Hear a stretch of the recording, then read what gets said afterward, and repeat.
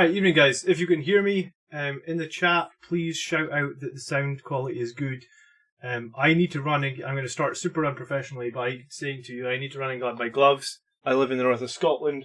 I was actually in my office today for actual, my real job, because we're all, working from home. I took my gloves because my hands are always cold, so I'm going to be right back. But please say hi in the chat if you can hear me okay.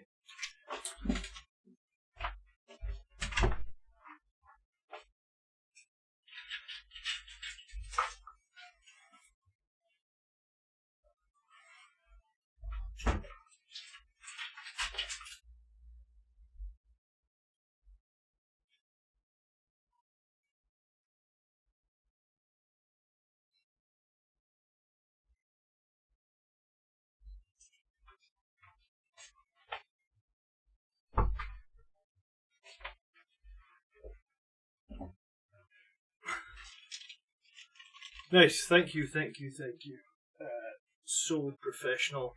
I was rushing, the baby took forever to get to bed, so... cool. Okay, so, will assault from Blood Angels players keep you warm, Bruce? I don't know why people are so salty. I kind of like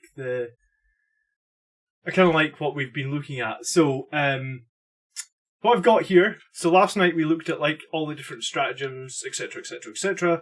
So tonight I've also got all the unit leaks that we got as well. But I have a little bit more time tonight. Like last night I literally had an hour. I got the leak at about 11 PM and I go to bed at midnight.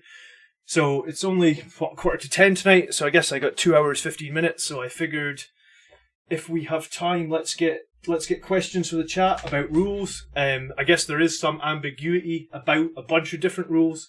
So I guess anything like that, let's dive in and see if we can. Let's see if we can figure out what the rule actually should be. So yeah, I mean, I guess if you have a question in the chat about any of the rules that we've looked at so far, go ahead and put it in. Is Lord Mephiston still good model to use? I want to start my Blood Angels army, but I've never done 40k before. Dude, 4739, I think Lord Mephiston is indeed still a good model. I don't think he was ever a bad model. He just relies pretty heavily on the Blood Angels psychic powers. And while they have changed, we have got all of the key ones back. So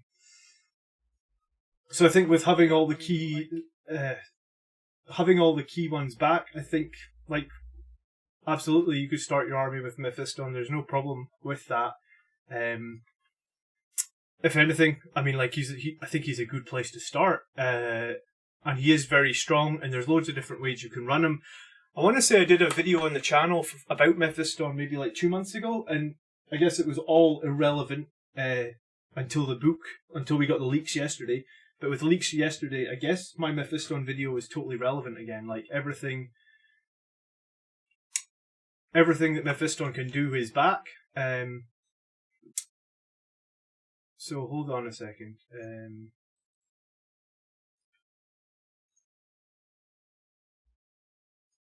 Let me see.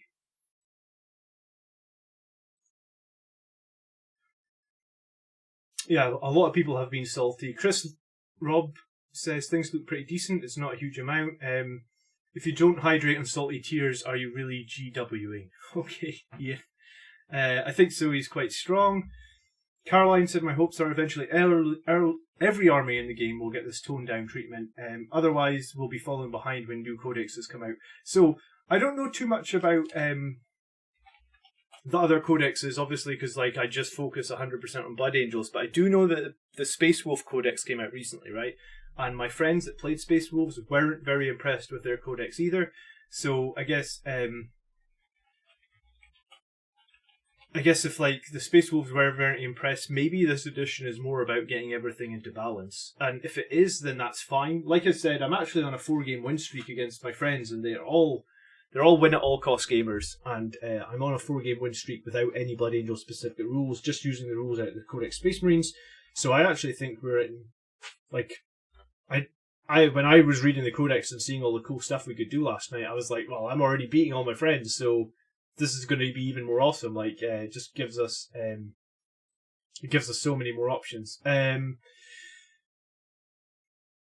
Also, Mephiston's 1d3 damage is really lackluster. Yeah, I mean, that is one thing about Mephiston Caroline.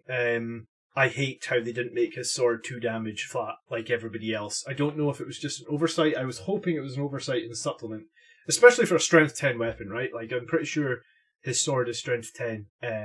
We'll come to it very soon, I guess, if we're going over units.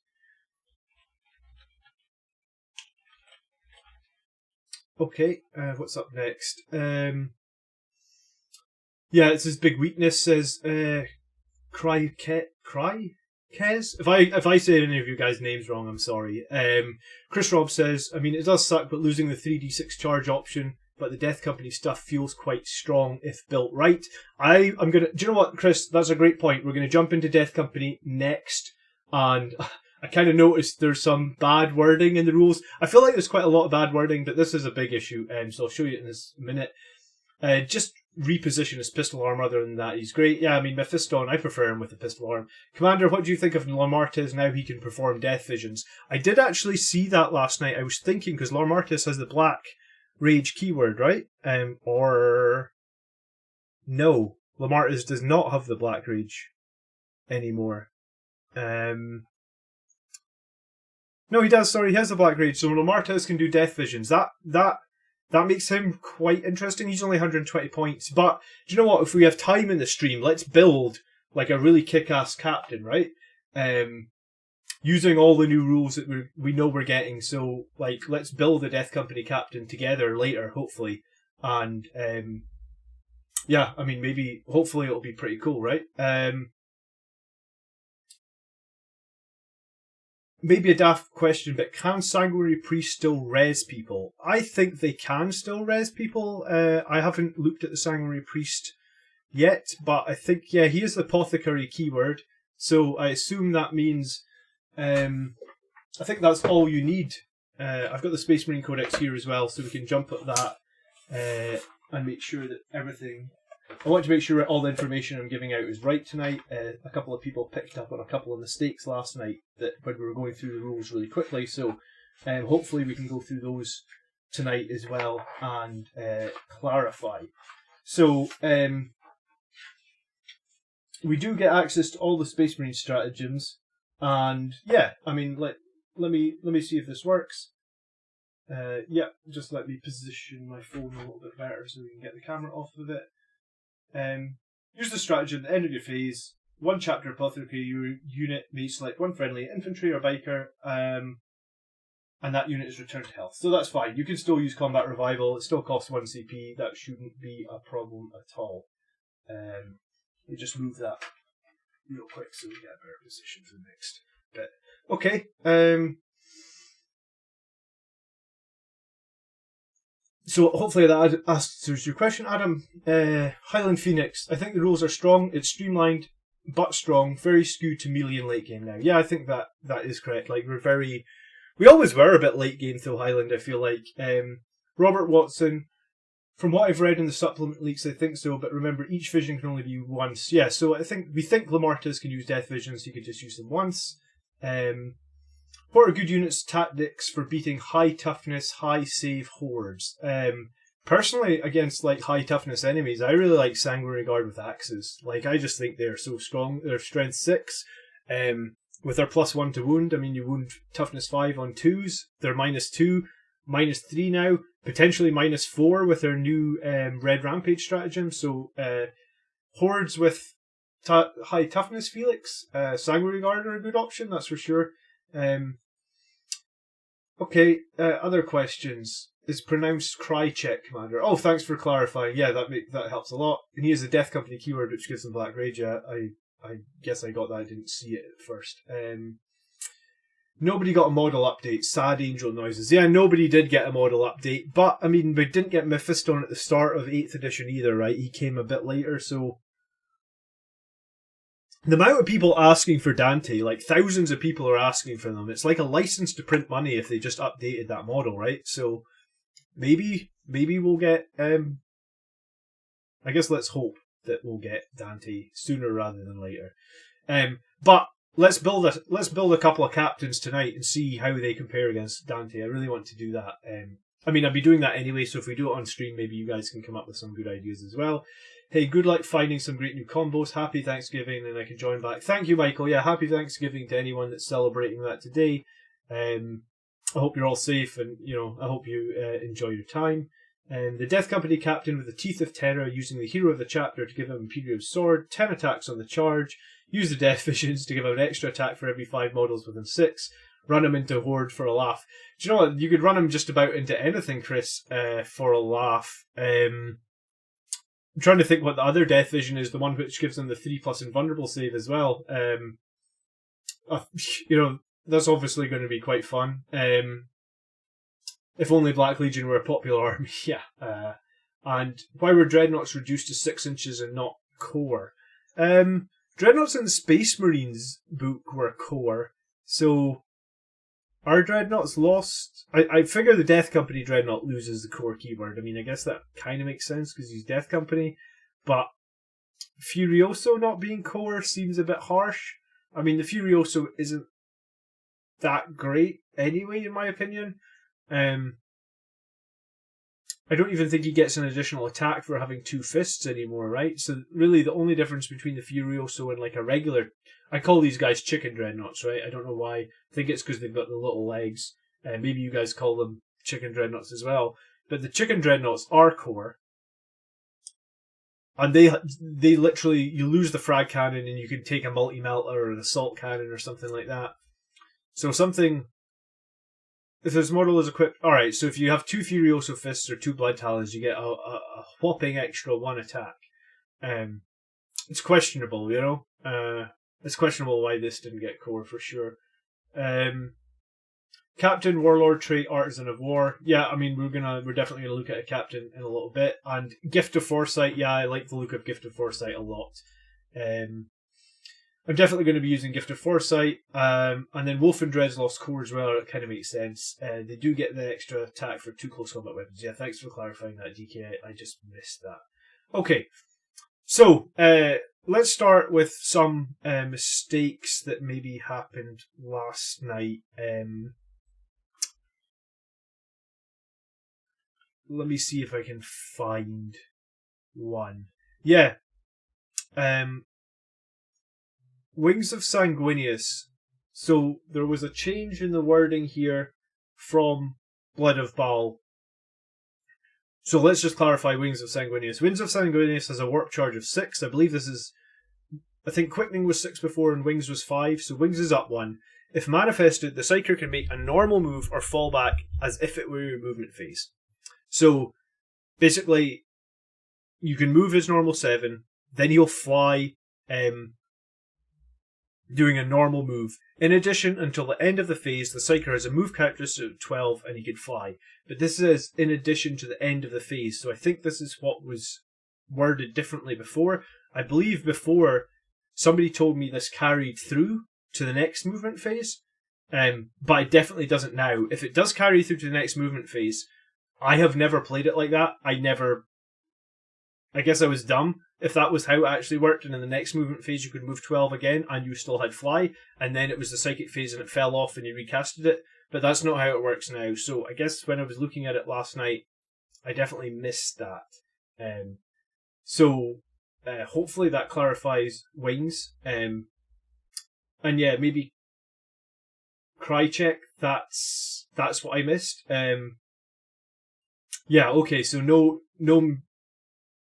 So yeah, I guess it worked like that before, and I never played it like that before. So do you know what? I still think it's good because I never played it like that before, and the way I usually ran my Fiston was like in a transport, or in the first turn I would just move him forward into cover, right? Because in cover he's got a 1+ save, and I would just I'd be quite happy to just get Mephiston like 19 inches forward in cover, and then the second turn, move 7, fly 12, then charge. And Quickening has the reroll of charges. So was Quickening...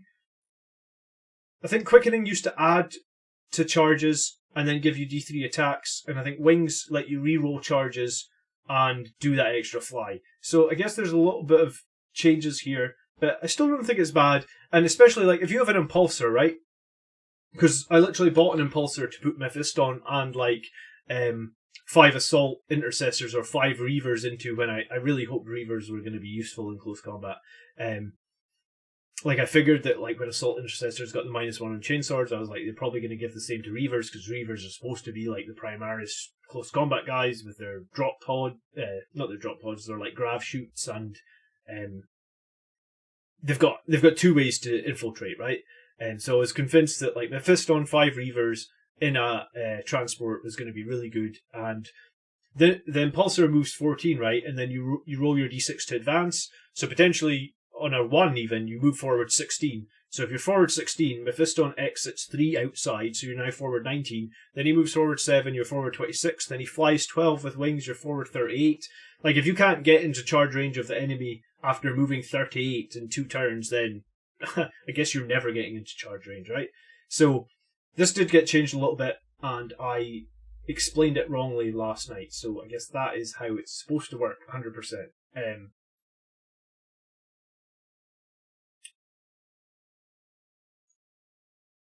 Alright, so Unleash Rage is much better now too.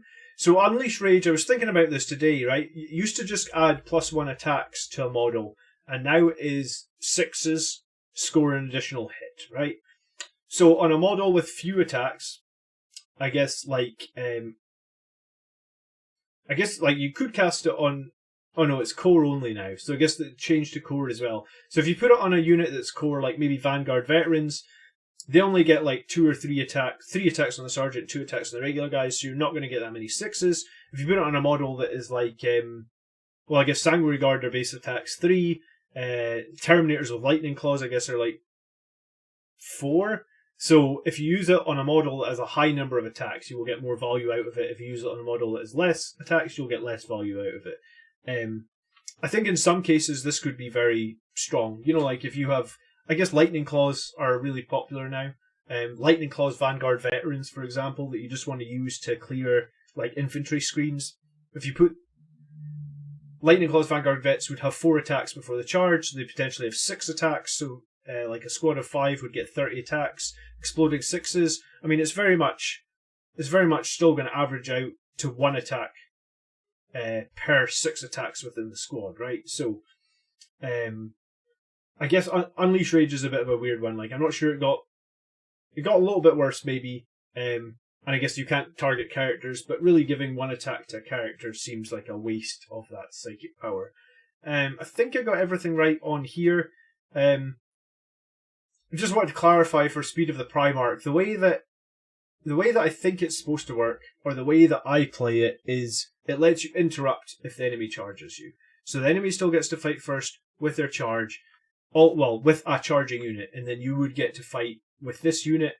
Then the enemy would fight with another charging unit. Then you could pay, the 2 CP to interrupt and fight with your second unit, and then the enemy would fight with the rest of their charging units. I guess if nothing's charged, then you can fight first. So Speed of the Primarch, to me, has never been a worthy warlord trait to take.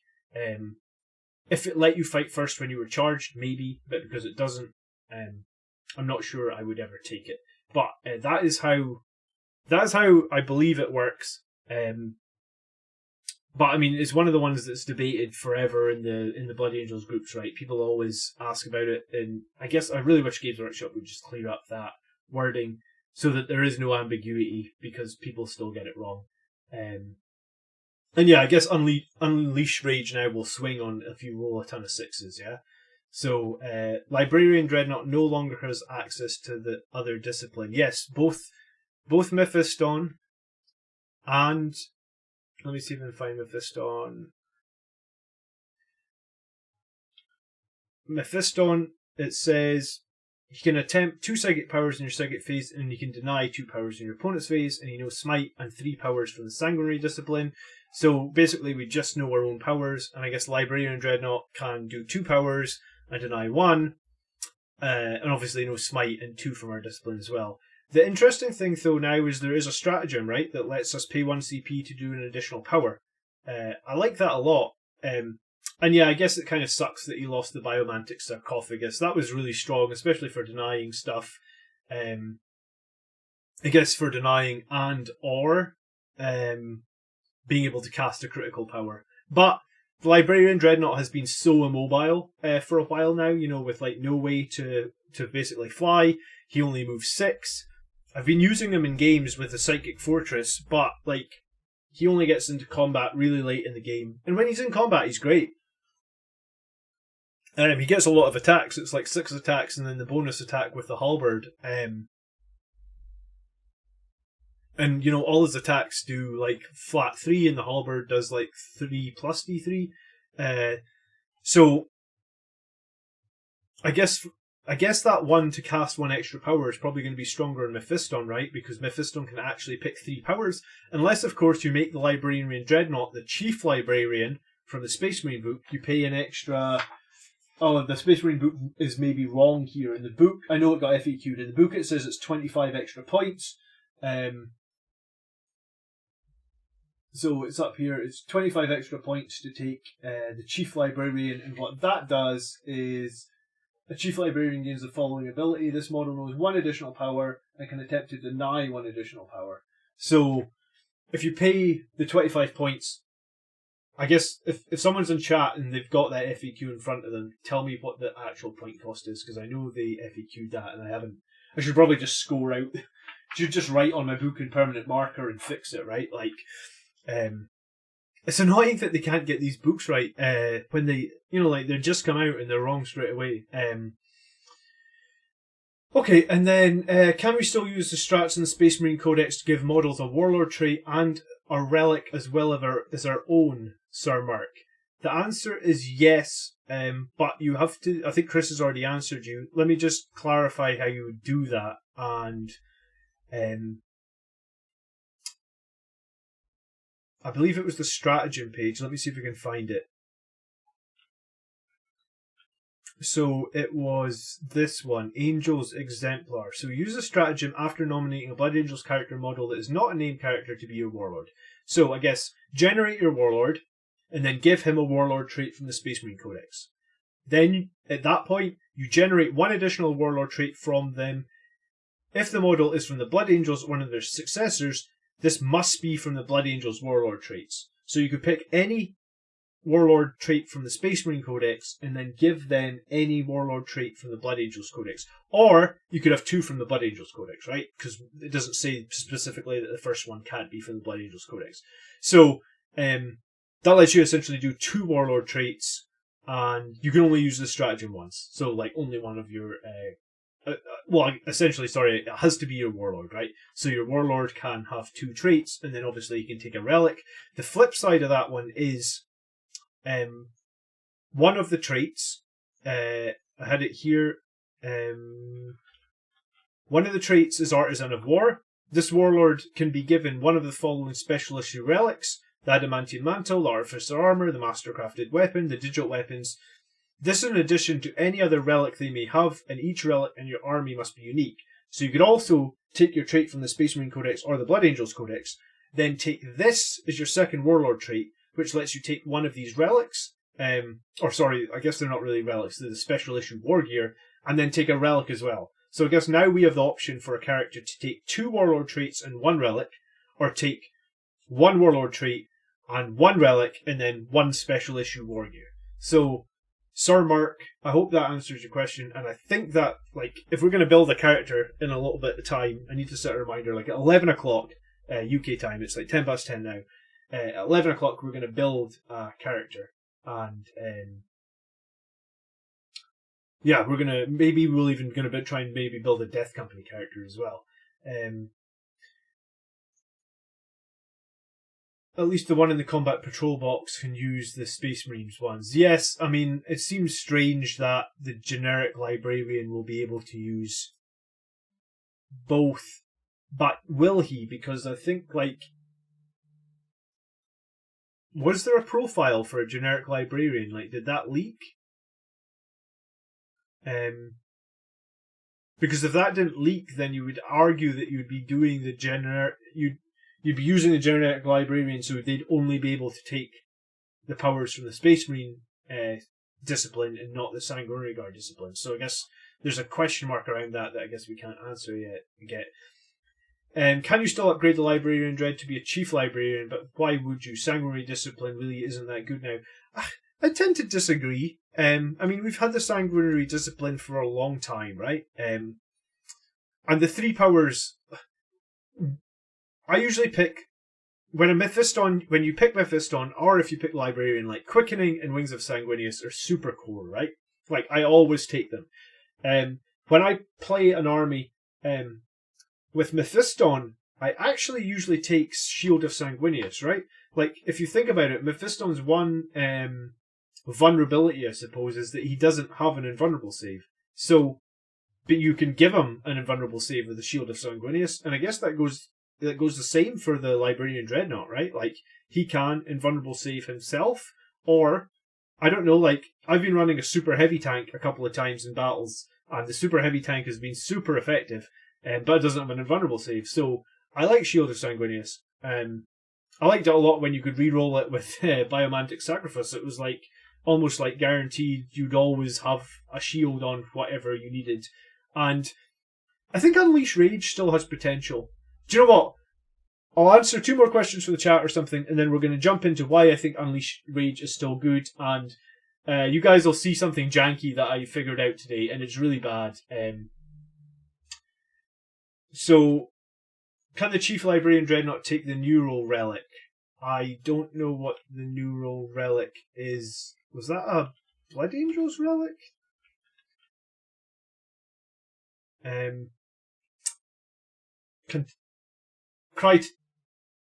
still going to cry check. Tell me again, what is the Neural Relic? I don't know what is that. What is the current points for Librarian Dreadnought? It's the same. It's 150 and then like 5 if you give him a Flame or a Meltagun. I know one other vehicle has an exemption. Okay, I'm not sure about that. The points are incorrect on page 202 of the Space Marine Codex. Those are the ones that got changed to the values on page 98. Alright, so it is 25 points. Thank you for clarifying that, Highland. Chris Robb, Angel's Artifice and Gift of Foresight. Yeah, I mean, there's gonna be some really powerful combinations. I was gonna run a jump pack captain with, a jump pack chaplain with Wise Orator, Angel's Exemplar, the Blood Angel Gift of Foresight trait, and then the relic icon of the angel, and that would be nice. Yes, so there's loads of powerful options. We're going to definitely figure some of those out. Sanguinary Discipline gives you the options to choose. Read the top bit, just not the powers. All right, maybe I skipped over this. It was pretty busy last night. So, Psyker models and Blood Angels attachments can know all of their psychic powers from the Sanguinary Discipline instead of the Librarian or Obscure Disciplines Z Codex Space Marines. Before the battle, generate psychic powers for a Psyker model that knows powers from the Sanguinary Discipline using the table below. You can either choose D6 or you can select the Psyker. Okay, so regular Psykers can know powers from here or from Librarian or Obscuration, I think it is. Can know all their psychic. So you have to pick one though, right? You can't mix and match.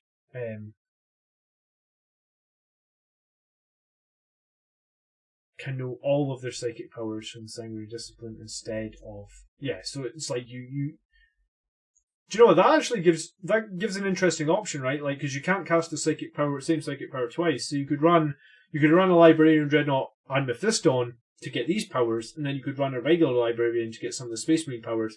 I don't know, apart from like Null Zone or Psychic Fortress are super strong, but I'm not sure what other powers I would necessarily take from the Space Marines. Do Death Company Intercessors have the Salt Intercessor keyword? I don't know if I saw the profile for Death Company Intercessors in here. Death Company Intercessors do not have Assault Intercessors, so they can't attack twice, so that is lame. It would make a lot of sense considering these guys are supposed to be raging mad with the Death Visions of Sanguinius. What was Mephiston's Refactor Field, GW, where?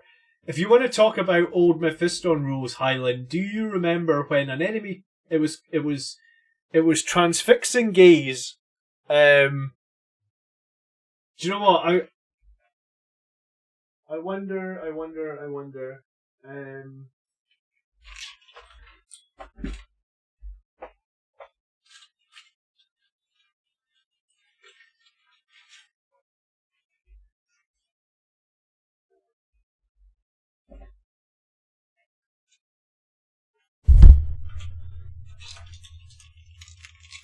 Yeah, we're going to look at an old power just for the shits and giggles tonight. This is just a fun stream. Sanguinary Discipline gives them the option to choose. Read the top bit, not just the powers. Yeah, it gives them the option to pick from one or all of the others.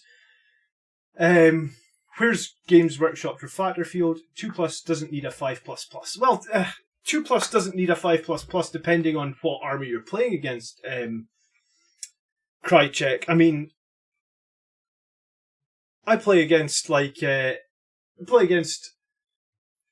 recently I've played against Sisters of Battle who have been like strategically reserving what the hell are they called? I don't remember the name of them. They're not Repentia, they're Dominators or something. They're basically the Devastator squads for Sisters of Battle, and they get 36-inch multi-meltas, and they have -4. So, I mean, sometimes I feel like a 5+ save on a super expensive character, it can be the difference between them living and dying, really. I mean, that's why I like Mephiston over the Librarian Dreadnought, because you can get Mephiston in cover, and you can get him on a 1+ save. But even on a 1+ save, like, if a Space Marine army, like I play against Iron Hands quite a lot, my friend has a tournament list from Iron Hands, so you drop in a squad of like 5 multi-meltas in turn 1, or like 4 multi-meltas in turn 1, and he'll have the Cherub, and because they're Iron Hands, they don't take the penalty from moving and shooting, so he's got like 4 multi-melta shots hitting on 2s, and then he's got 6 multi-melta shots hitting on 3s, and it'll just delete just about anything. Yeah, so, do you know what, while, for a fun one, completely off topic tonight, but just because I really miss this old rule, we're going to have a quick look at it because it's a fun one. Have a look at Transfixing Glare for Mephiston. Mephiston is able to transfix... Oh, that went a bit crazy. Mephiston is able to transfix his opponent with his glowing eyes. At the start of any hand-to-hand combat phase, Mephiston may attempt to transfix any one model he's fighting. That model must make a successful leadership test on 2d6 to avoid Mephiston's glaive. If this has failed, the model transfixed and has a weapon skill reduced to 0. So back in the day, basically 0 weapon skill meant you couldn't hit shit. That's that. You know, I miss some of those old rules like that. Okay. Don't overlook the Phobos Librarian for tactical play with Obscuration. Yes, Phobos Librarian with Obscuration is actually really good.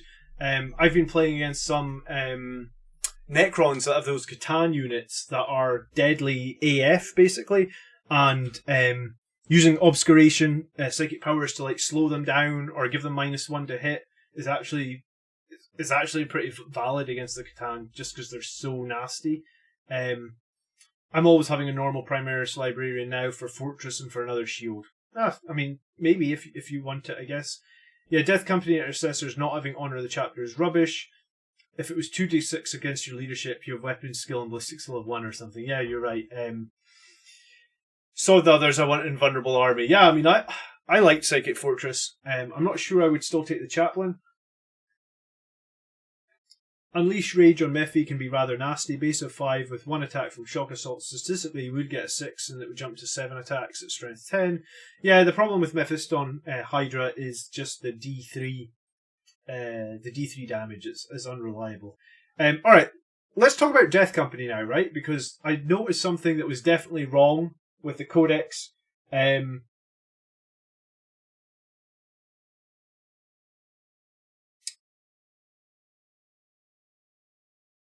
I think like it's a mistake by Games Workshop, and I was thinking of just running it against my friend the second the game comes out. The second the book comes out, and just like I was thinking about not telling him, but this is broken, right? So, do you know what? They should send me these books to proofread them, because I found something super broken at the moment already, right?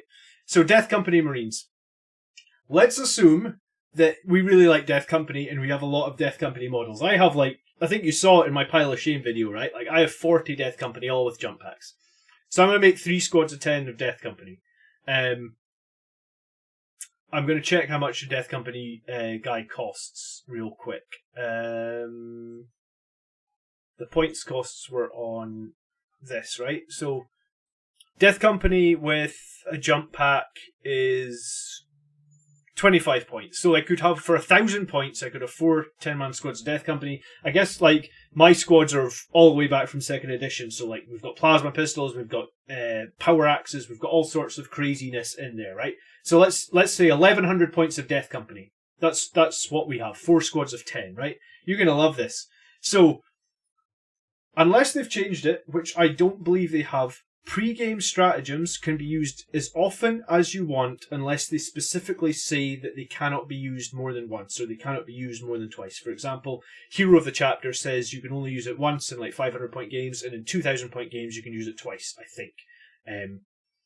So the one that they've completely dropped the ball on is Forlorn Fury. So we all know Forlorn Fury, and we all know it's fun.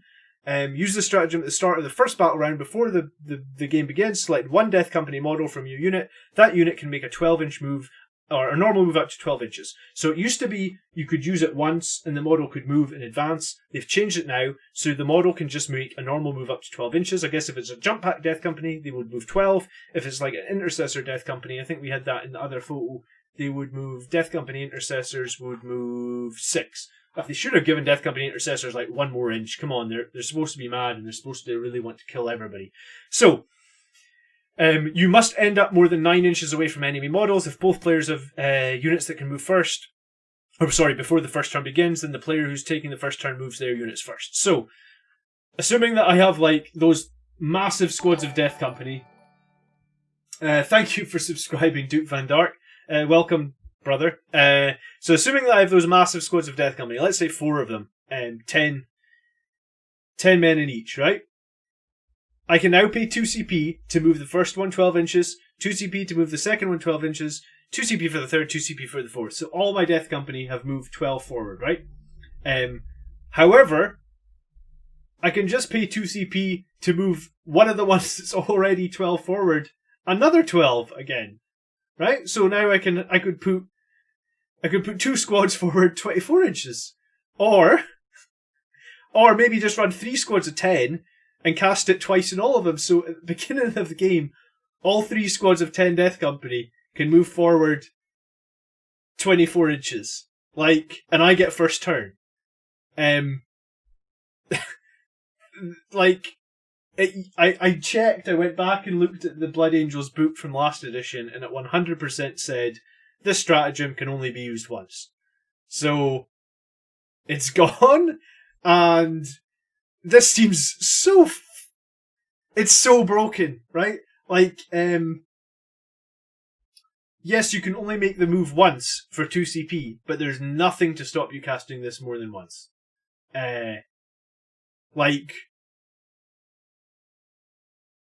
Pre-game strats can be used as often as you want, unless they specifically say. I mean, that's the ruling. I feel like I 100% have read that somewhere. If someone could find that and tell me in the chat which page it is in the main rulebook, I would really appreciate that. I was actually... It might even be in chapter approved. But that was definitely how it worked in 8th edition. And I'm like pretty sure that's how it worked the 9th.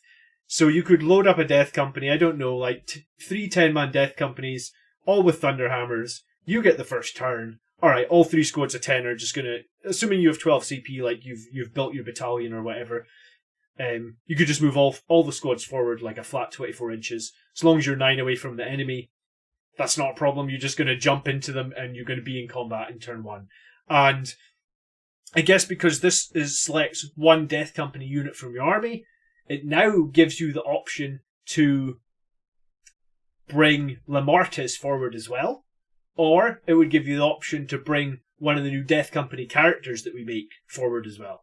So, maybe realistically, you don't want to burn all your CP before the battle, but you could pay 4 CP to move like a 10-man Death Company with a character or Lamartis forward 12. And if you felt that wasn't far enough, you could pay another 4 to move forward another 12.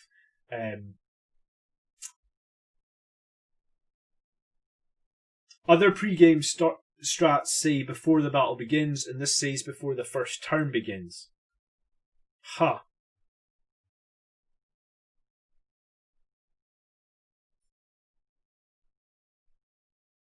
If it's still in the phase, you're not allowed to do it. Sorry, if it's not in a phase, though, you're still allowed to do it. And it does allow you to know who's going first. Yeah, this is very, this stratagem right here is like what I felt a lot about 9th edition. Is like, there's a lot of question marks about things where it's like, I wish they'd just maybe try and make the wording a bit clearer at times. You know, like there were so many questions about the Grail for what is it, the Sanguinary Priest. I actually still don't know. I saw in one of the other groups someone was trying to get to the bottom of it, where the Blood Chalice says, in your command phase, select one friendly Blood Angels core or character within 6 until the start of your next command phase. If the Tactical Doctrine or Devastator Doctrine is active for your army, then each model in attack, for each time a model in that unit makes an attack, the Assault Doctrine is considered to be active instead.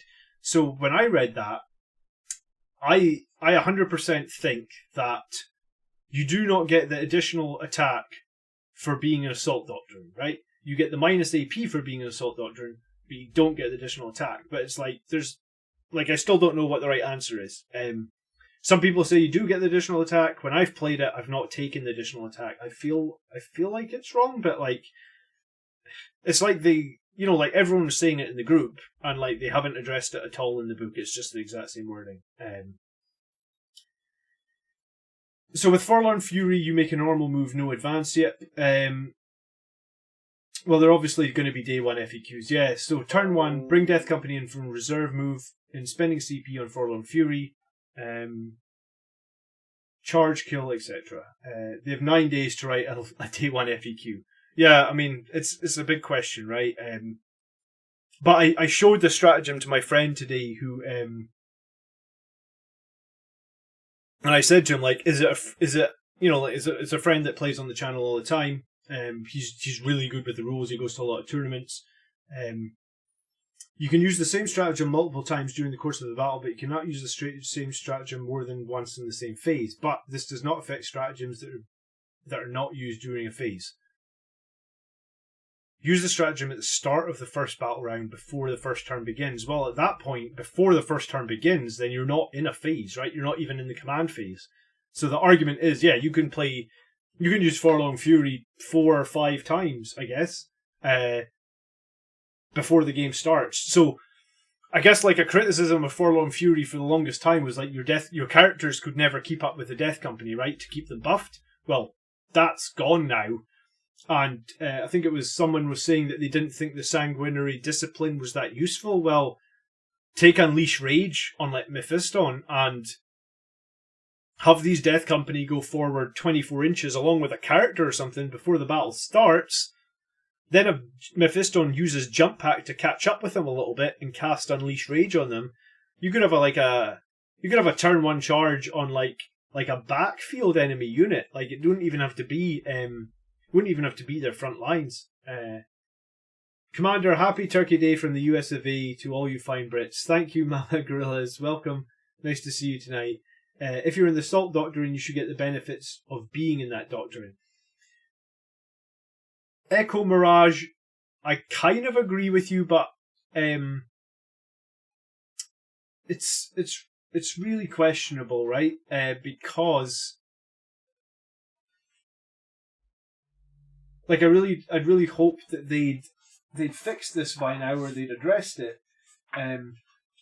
But let me grab the rules for like the generic Space Marine. Yeah, like if we look at Assault Doctrine, it says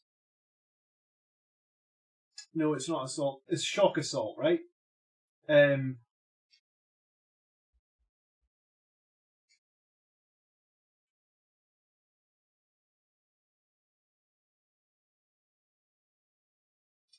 Yeah, you see this?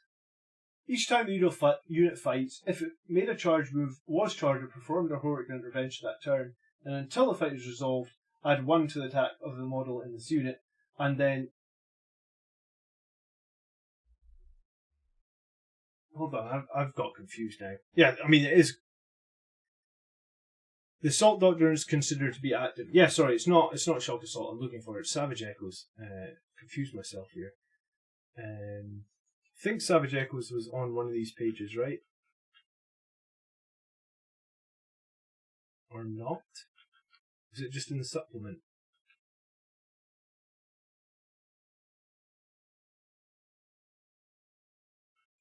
Yeah, I think it's in the supplement. Give me one sec.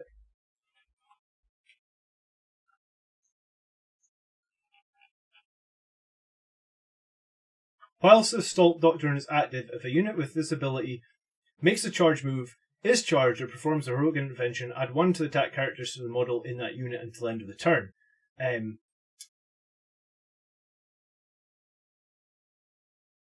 So while the Assault Doctrine is active, which it isn't active until you make the attack, if a unit with this ability makes a charge move, well, like, the Assault Doctrine isn't active when you make the charge move, right? Like, the Assault Doctrine isn't active when you heroically intervene. The Assault Doctrine only kicks in when you make the attack. So, to me, you don't have the Assault Doctrine when you charged or you heroically intervene, so you do not get to add 1 to the attacks. However, like, the debate on this rule is just going on and on and on. I guess, like, the way I look at it is, like, I don't want to be called out on it by my friends and say, like, well, the last 5 times you beat me, you were using extra attacks, so none of those wins count. So I've been basically playing it that, like, if you use the Grail, the Chalice, you just get your -1 AP for being an Assault Doctrine. You don't get the additional attack. I mean, it's up to you, I suppose, to play it how you want to play it. But I feel like that's the fair way. And until they FAQ it, I think there's a few we're waiting to get FAQ'd, and that is definitely one of them. So yeah, the command phase isn't active as written, so Forlorn Fury you could use before the battle, potentially multiple times. That seems very, very, very strong. And then, do you know what? We'll look at Descent of the Angels next, because I missed something on this. Shock Assault is active all the time. Yeah, I mean, I guess Shock Assault is active all the time, but it's the Savage Echoes that's giving you the additional attack, right?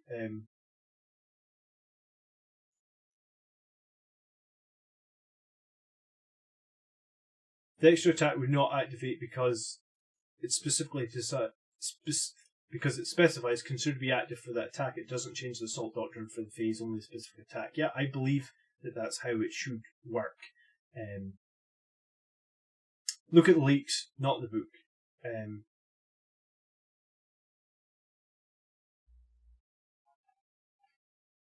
Yeah, so I wanted to talk a little bit about Descent of the Angels next, because I looked at this last night and thought it was rubbish, but what I missed, I guess, was that each time this model makes a charge roll, you can ignore any or all modifiers to the charge. I think that part is potentially quite rubbish. But each time this model makes an attack, add 1 to the attack's hit roll. So this is almost like the Fury of the First that the Terminators used to get. And this doesn't specify a phase, right? So it says until the end of the turn. So this would affect both shooting and it would affect close combat. So this Descent of the Angels could be super useful with, like, Terminators with shitload of Storm Bolters, or someone mentioned to me in the channel, like, what about Plasma Inceptors, or generally just Inceptors in general, like a 6-man Inceptor squad. That's a shitload of hits on 2s now. Those Hurricane Bolters, are they called Hurricane Bolters? I don't remember. But Descent of the Angels is yeah, I mean, it ignores terrain and it ignores like things like the repulsor field. However, if you fly, you don't have to take, like, minus from difficult terrain, right? When you charge, I want to say you already don't take that, so I do think the first part is a bit weaker, but I guess adding 1 to hits in close combat and in shooting is quite strong for 1 CP, because normally you would have to pay 1 Oh, it's jump pack. Yeah, okay. Sorry, my bad. You can't take it on Terminators. You could take it on Sanguinary Guard, I guess. Drop down a load of them with their bolters. That would be pretty decent. Especially like sometimes I would drop in Sanguinary Guard with Dante or something. So you just hit with every single shot just about. I mean, I guess you would already do. Yeah, I mean, I guess if you're dropping Sanguinary Guard without a character and you want the +1 to hit, so I think this works well with Inceptors, and I guess Inceptors really don't get run. I have 6 of them and I don't run them, so I think maybe this will make me run them for 1 CP. You would come in and do quite a bit of damage. It's Tempest Bolters, thank you. I can't remember the name of them. But yeah, being able to use that for both shooting and charges seems fairly decent. I guess if your Sanguinary Guard are dropping down with a character that isn't your Warlord, so they don't get their +1 to hit from their Warlord buff, then it's pretty decent, right?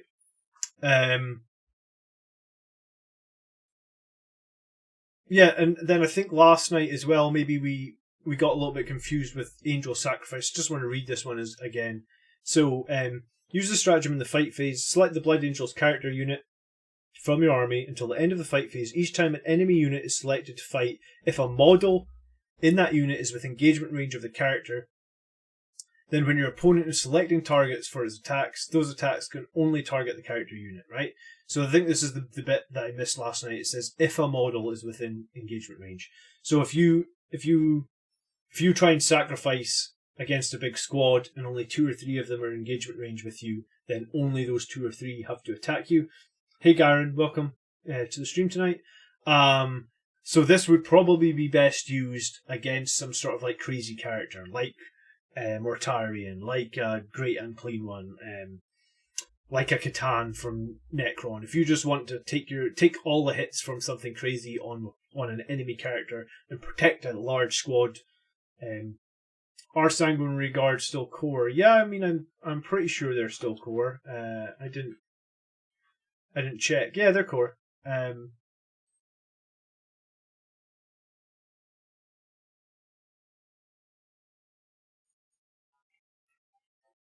So, yeah, I mean, Angel Sacrifice I think is good, but it's maybe not as good as I thought it was. I mean, I was running through everything super quickly last night, and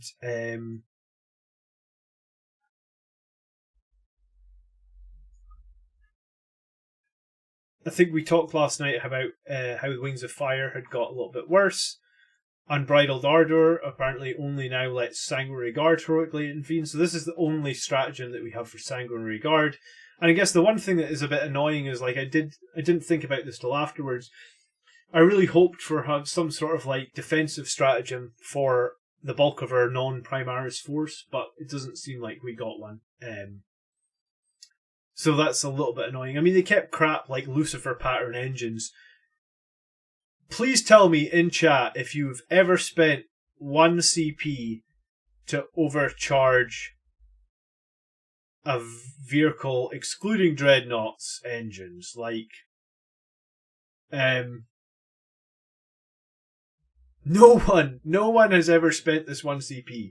If you have spent this 1 CP, I want to know why in chat. Please tell me. I mean, unless it was like at the end of the game and you were trying to get like all fronts or something and you just needed to get across to a board quadrant or line breaker. But I mean, it's like so infrequent. Yeah, Explosive Judgment is gone too, which sucks because Explosive Judgment was super powerful. The battle report that I'm trying to get up on the channel next week, I wrecked a squad of Khorne Berserkers with Explosive Judgment. Like it wasn't even funny. They just melted to it. So it's kind of sad that we lost that. Okay.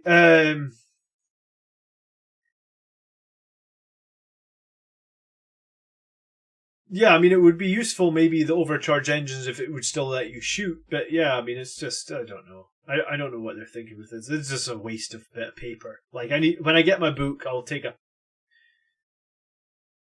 we should create a movement where we all take a pair of scissors and cut this part out of our book and we all mail it to the same Games Workshop address and say to them, please replace your shitty strategy.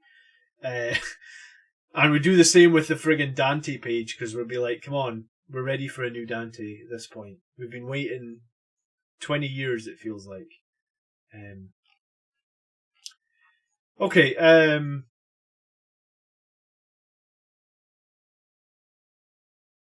I think anything that's in the PDF that's not in this book now is gone, Phoenix. Could you use Lucifer on an impulsor so the guys inside don't count as having advanced? I don't know, I don't have a lot of experience. I know that the impulsor is an assault vehicle and it lets you disembark. This may be an interesting question. The impulsor is an assault vehicle. Let me read what an assault vehicle does. Units embarked with this transport can disembark even if it has made a normal move this phase. No, so any unit that disembarks after the transport made a normal move cannot charge this turn. Yeah, so you can't even use it with an impulsor. I mean, it was an interesting thought, but I can pay sacrifice for both Tychos for new Dante. Yeah, we would like to. And no one. Do you still have a digital copy? If you actually, you'll still have. Yeah, I suppose you will still have the digital copy on your app. I don't know about you guys, but I just prefer having the books. I hate. I don't know. I hate doing the internet on my phone. It's so fiddly. Greetings, Commander. 2,000 subs now. No, not at 2,000 yet, unless I just suddenly got 100 more subs. But I mean, we're working on it. Maybe if a Rhino Rush thing was a still thing, but it's not. I have no idea why Tycho is still in the game. Yeah, I posted on the official Games Workshop. You know, like how they've been putting out those every day on their Facebook page. They've been putting out posts about Blood Angels, and I wrote to them and said, "Hey, if Tycho is dead and he still has a model, what about Sanguinius?" And then an upside down smiley face, which is like, I believe, sarcasm. I'm not really big on emojis, but I believe that's like sarcasm. And I was like, yeah, I mean, like, I don't understand why Tycho is still there. But you don't even need to get in combat with it, just get on the objective, surely. Yeah, I mean, maybe you would want to Rhino Rush onto an objective. I guess you could do that. And hashtag let Tycho rest. Yeah, I mean, let Tycho rest. Give us Sanguinius back or a new. It's really annoying. Like, I believe when they released Sanguinius on the Forge World website, it like sold out in no time at all. So it's mad that like it obviously sells a lot, and there's obviously a lot of Blood Angels fans. Hey, Simson, I guess, thank you for subscribing. Welcome to the channel. I guess like there's a shitload of Blood Angels fans. You can tell by the fact that I only do Blood Angels content. Edward, thank you for subscribing. You know, so there's a shitload of fans. So like, it's if they gave us a model, then it's literally, I don't know, 2,000 fans here. Even like the characters are like $25. I don't know, 25 times 2,000. I should be able to do that in my head. It's like 50,000. You know, so like make a new Dante and just straight away, just from the channel subscribers. I'm sure there's a lot more Blood Angels players because there's like 15,000 on the Reddit. So let's have a quick look at some of these profiles. Like having a look at Dante, I don't think anything has changed from the supplement. It's -1 to hit against him, which is useful, and he's the chapter master. And once per game, he can do an epic deed stratagem, and it costs 0 CP. So in the Space Marine Codex, the only epic deeds of note that a character can use is that only in death does duty end, so he can fight again if he dies. So if we have a look at the Blood Angels epic stratagems, let's have a quick look at them. What were our epic deeds? So we can't use the Death Company one. We can't use this one. So the only one we would get to do is the Angel's Sacrifice. So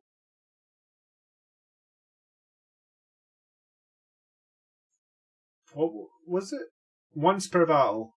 So once per battle, like Dante could sacrifice himself for free against a large creature or something to keep the rest of your squad alive. But like Dante, 4 toughness, 6 wounds. He just dies for me all the time. No.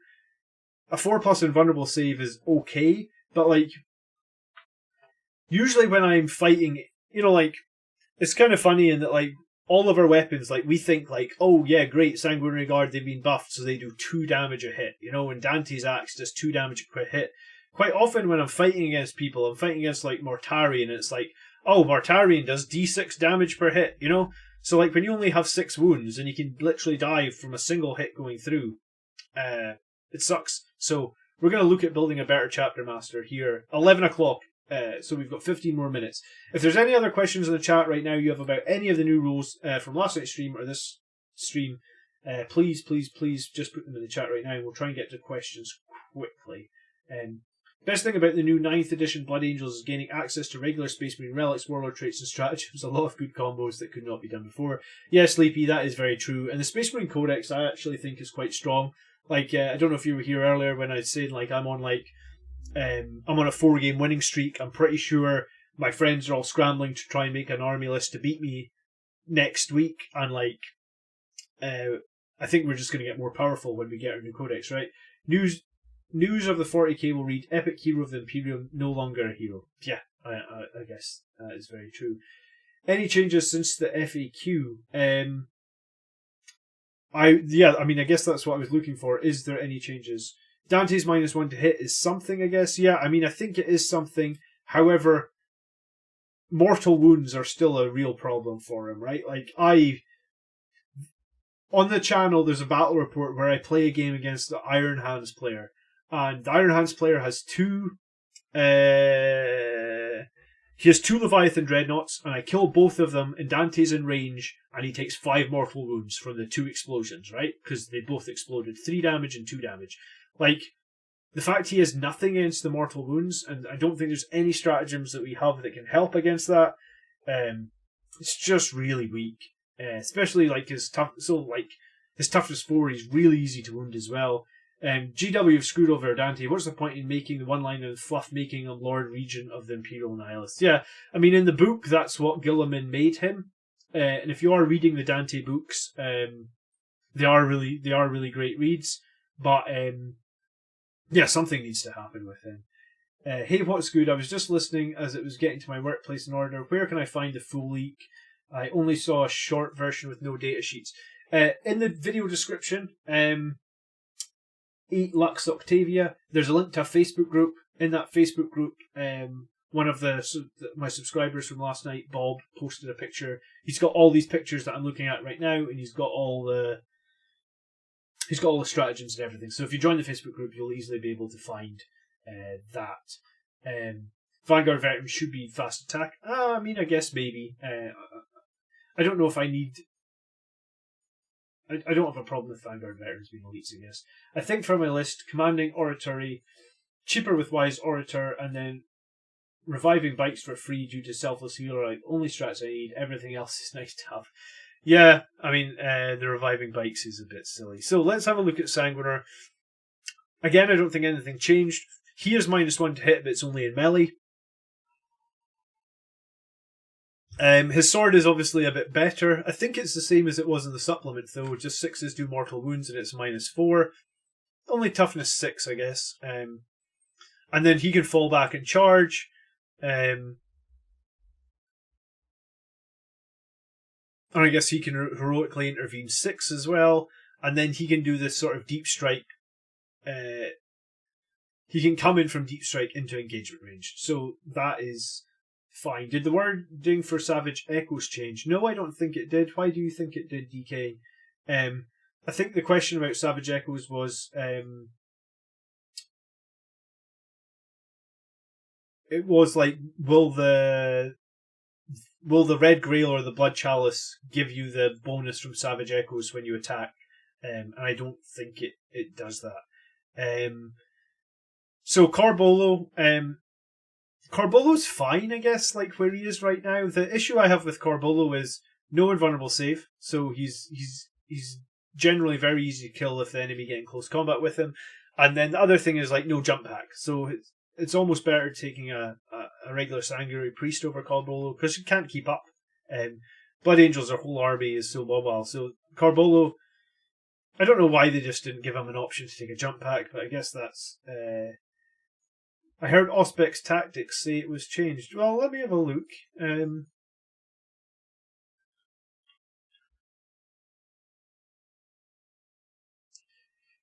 Do you know what? I did think the wording got changed. Yeah, he's right, but like I don't actually think it changes the how it works, right? Um, where the hell is Savage Echoes?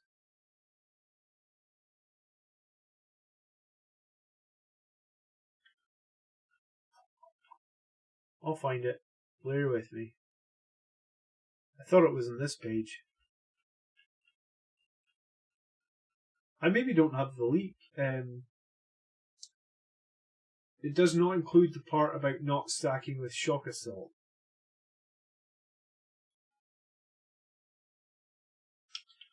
Am I missing it?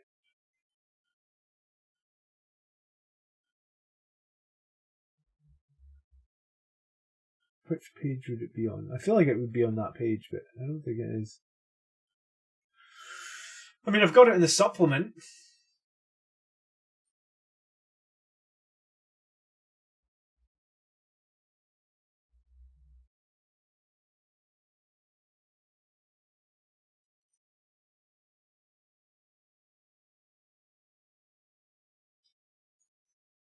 So in the supplement it said add one to the tax characters of the model in that unit until the end of the turn, right?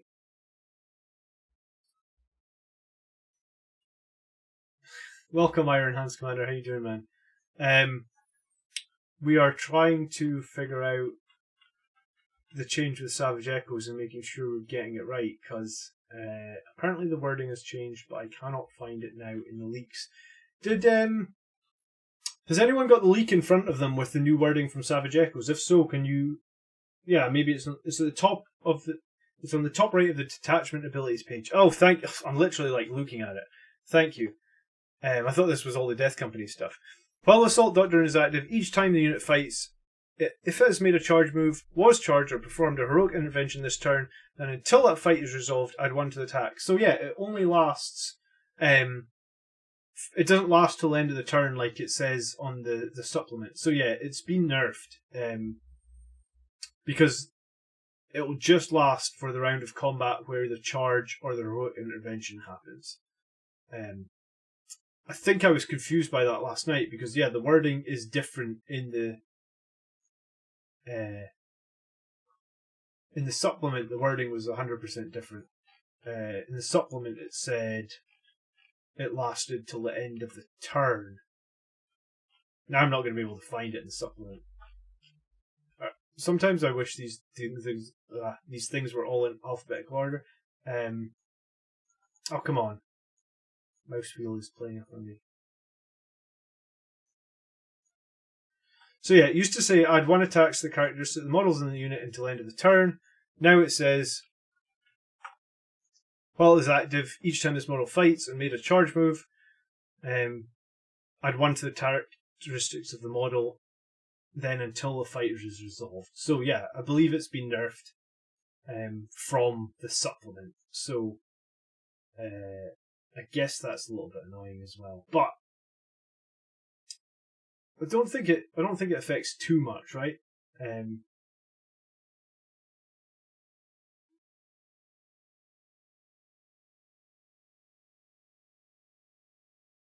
So no fight twice with Savage Echoes with Assault Intercessors. That's a very good point as well, actually.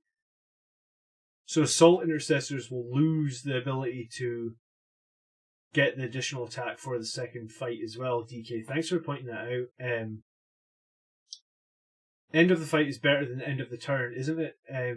No, end of the fight means pile in, attack, consolidate. Yeah, so end of the fight just means like the fight that happens, like you do all your attacks, then that's the fight over.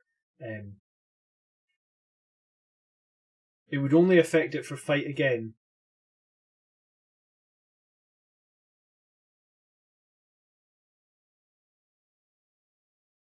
Yeah, I'm struggling to understand this actually. I feel like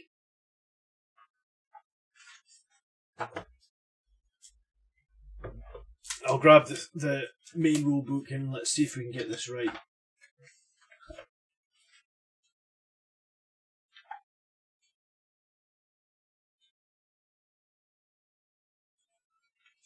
I am getting more and more disheartened.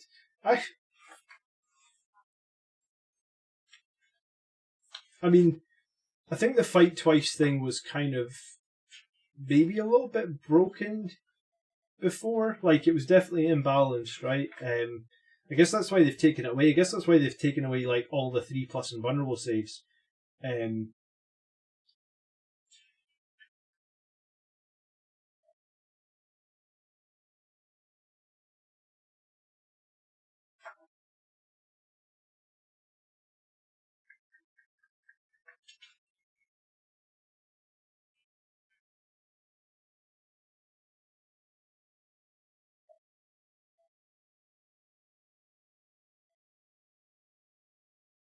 Yeah, you're probably right. Yeah, for the fight again, I think Andrew Mulholland is right here. For the fight again, you would still get the additional bonus, right? Because while the Assault Doctrine is active, each time this unit fights, so it would fight twice, right?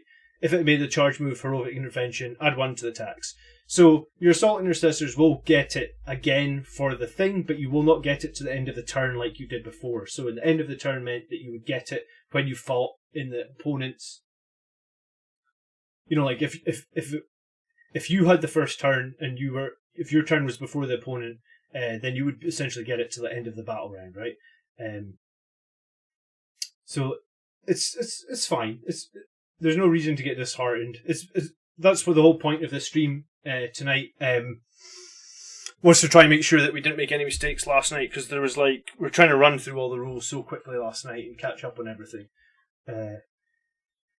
So yeah, I missed this. This is so each time this unit fights. Cool. Okay, happy. I wish Warhammer community had mentioned that the Chalice and Doctrine checking through the Chalice's wording hasn't changed. Let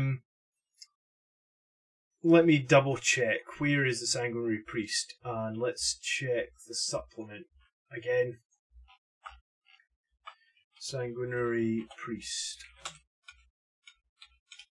Here we go.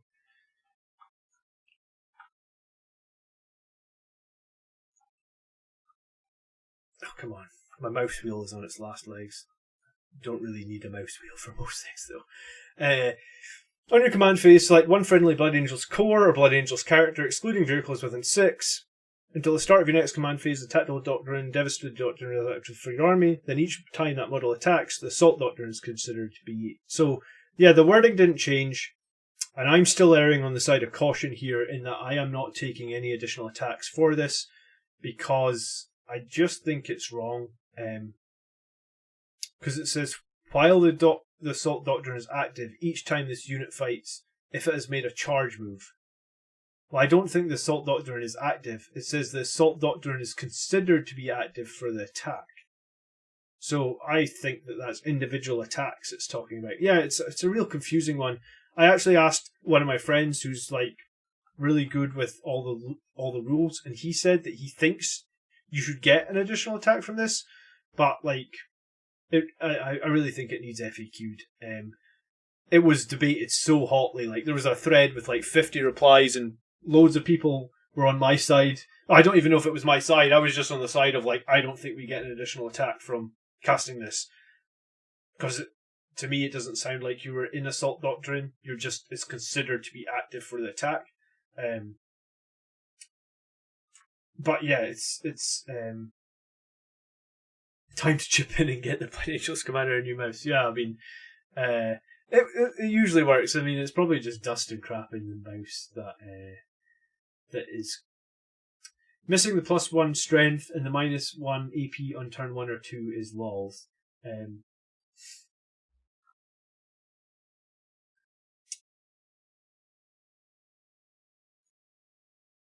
You can put a unit into Assault Doctrine whilst 1 or 2 and charge the unit, and you'll get the extra attack.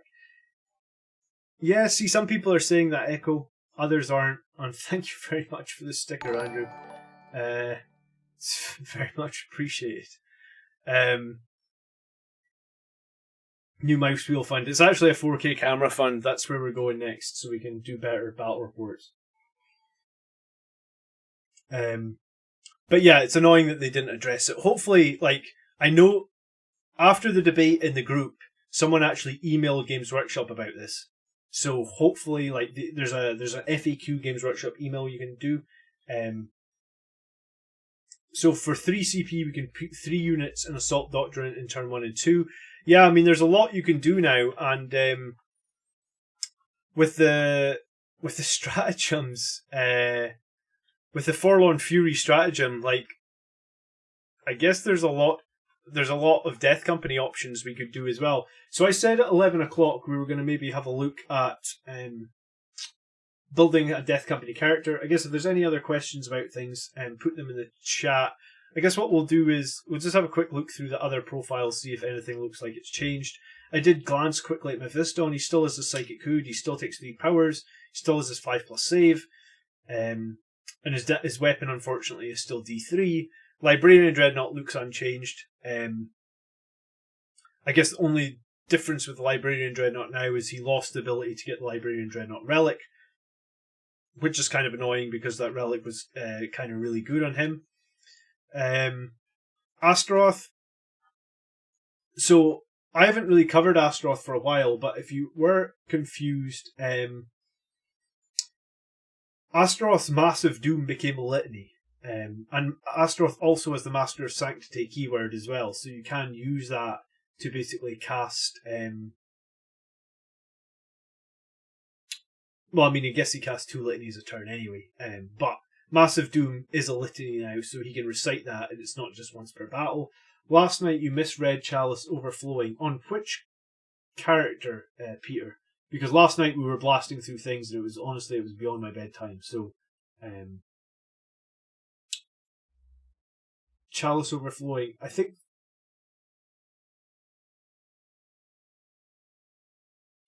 The +1 attacks in the Fury of Dreadnought for paired weapons, but not the Death Company Dreadnought is weird too. Does the Death Company Dreadnought not just get 5 attacks by default, though? So does it not just start with 1 extra attack to...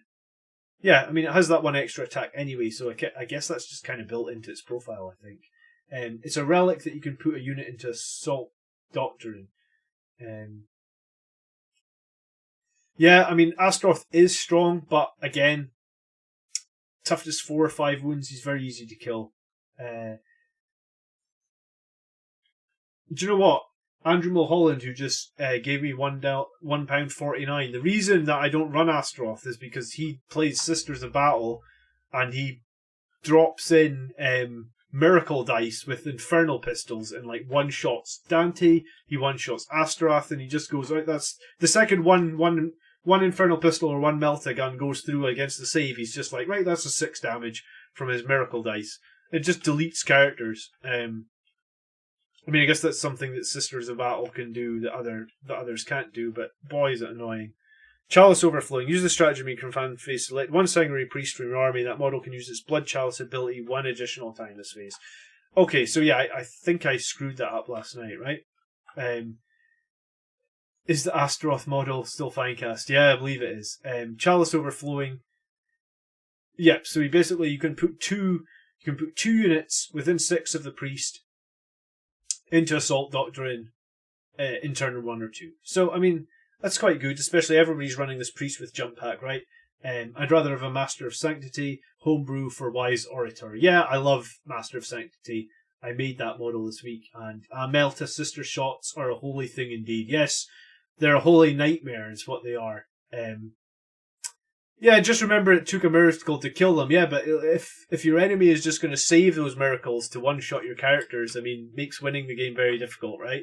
I believe at one point, like, I deep striked Astaroth to take out some key unit, and it was just like, oh, he's dead. I was like, well, great. Okay, Lamartez, I don't think anything changed with that. He's still Death Company, I guess, so he can now use Death Visions, which is pretty cool. And his litanies only affect Death Company, right? Because that's what they changed. Let's see if...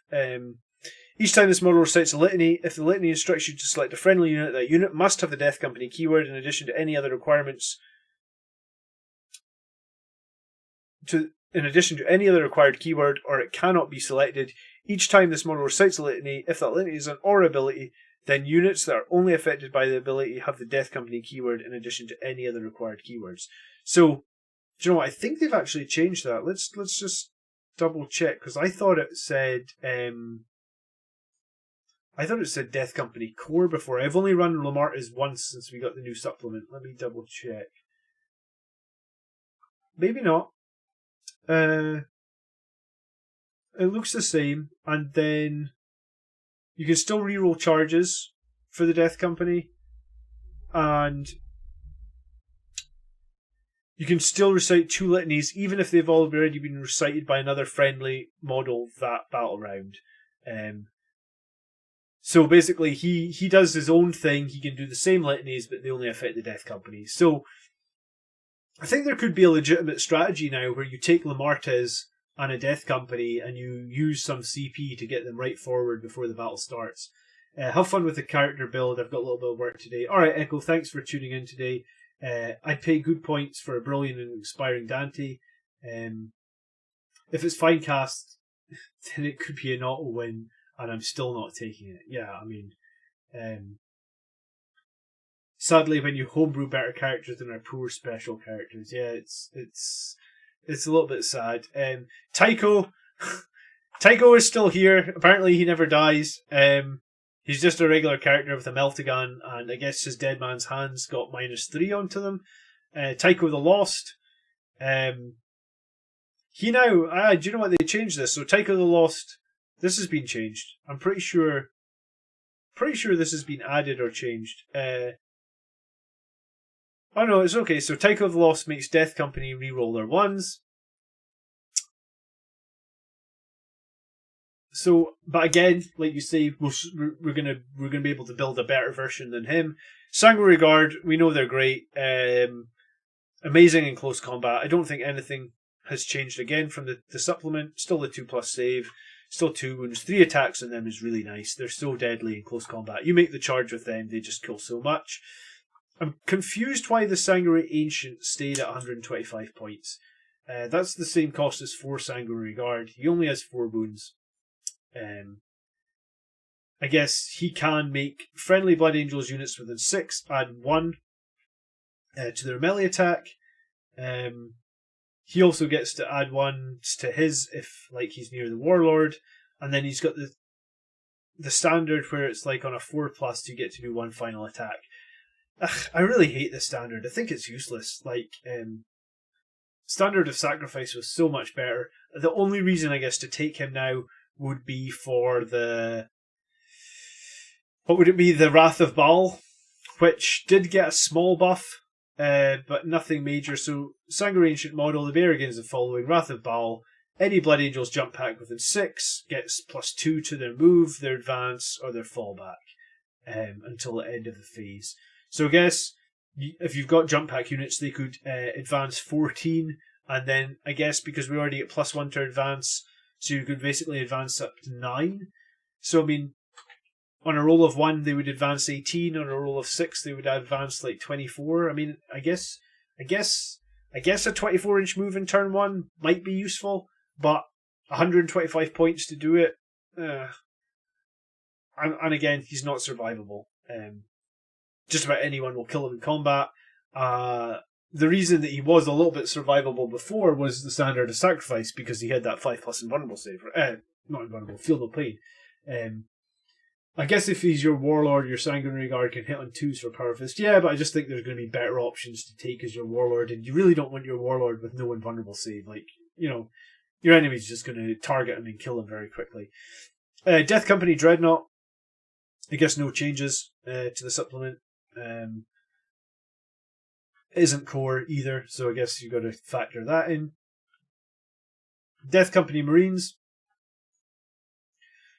Again, no changes that I can see from just quickly having a look at it. Still very, very good in close combat. Death Company Intercessors with chainswords, obviously very good in close combat as well. An absolute boatload of attacks, and now with the Forlorn Fury, you can get them forward. You take a priest with a jump pack though, and you get the 6+ Feel No Pain, heals and revives. Yeah, I mean, I guess you could take the priest with him, but for 125 points, I bet we can build 5 Vanguard Vets with Storm Shields and Chainswords. I bet we can build a really powerful character for 125 points. I guess we'll have a look in a minute. The Furioso, like I said, I just can't really see much reason to field the Furioso right now. And the Baal Predator, If you guys are interested in that new Gladiator tank that's coming tomorrow, my video tomorrow is talking all about Gladiator tanks. It's talking about a lot of other different options. That video will be out about like 5 or 6 p.m. tomorrow. Is completely finished. I just want to put it out at 5 or 6 p.m. If you tune into the video tomorrow, you'll see a little bit about Ball Predators and some other new units that are coming out. So hopefully the weekly tactics video is a little bit different, but I kind of hope you guys enjoy it. Take their honor Vermont with a sanguinary guard. I need to remind myself what that is. It's one of the new relics, is it?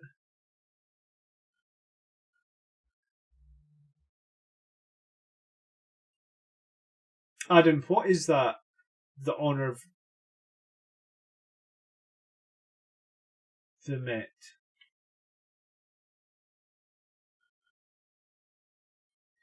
Are Death Company Assault Intercessors a thing? No, just Death Company Intercessors at the moment. I'm very surprised actually they didn't get the Assault Intercessor keyword so that they could do both. I started a conversion 1 or 2 days before the index, so glad I didn't stop anything.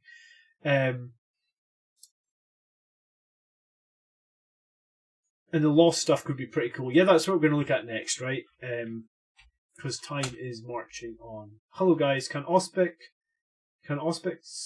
I think that's supposed to be Auspex scan, be used on units which come in from a drop pod? Yes, that's a question that gets asked a lot. I'm never going to be able to pronounce your name because it is in Russian. But yes, Auspex can be used against units coming in the drop pod, I guess as long as they end up coming in with the drop pod within 12 of your units, right?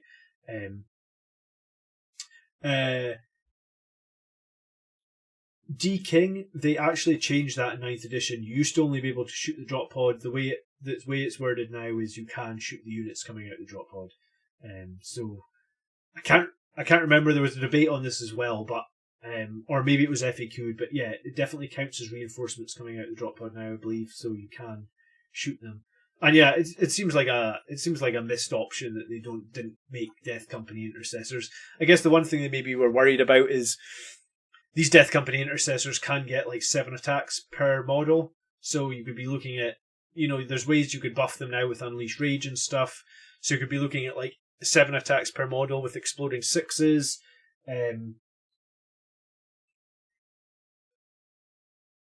I think they're maybe just worried about the fighting twice, it being a little bit overpowered. But I guess that is to see.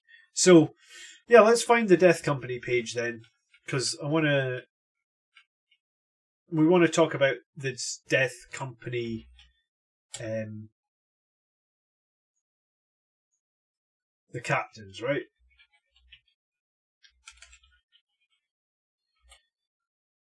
Krychek, what is the honor? I can't say that second word. Is it vehement? The honor vehement? What is it? Is it Space Marine? It's ringing a bell, but I can't think about where it is right now.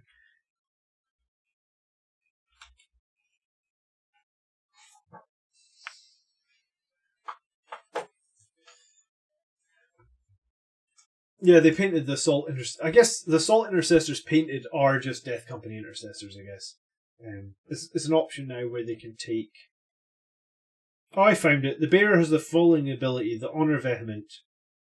While a friendly chapter core unit is within 6 of the bearer, each time that unit fights until the fight is resolved, add 1 to the unit's attack characteristics. This is not cumulative with attacks granted from Shock Assault. Okay, I mean...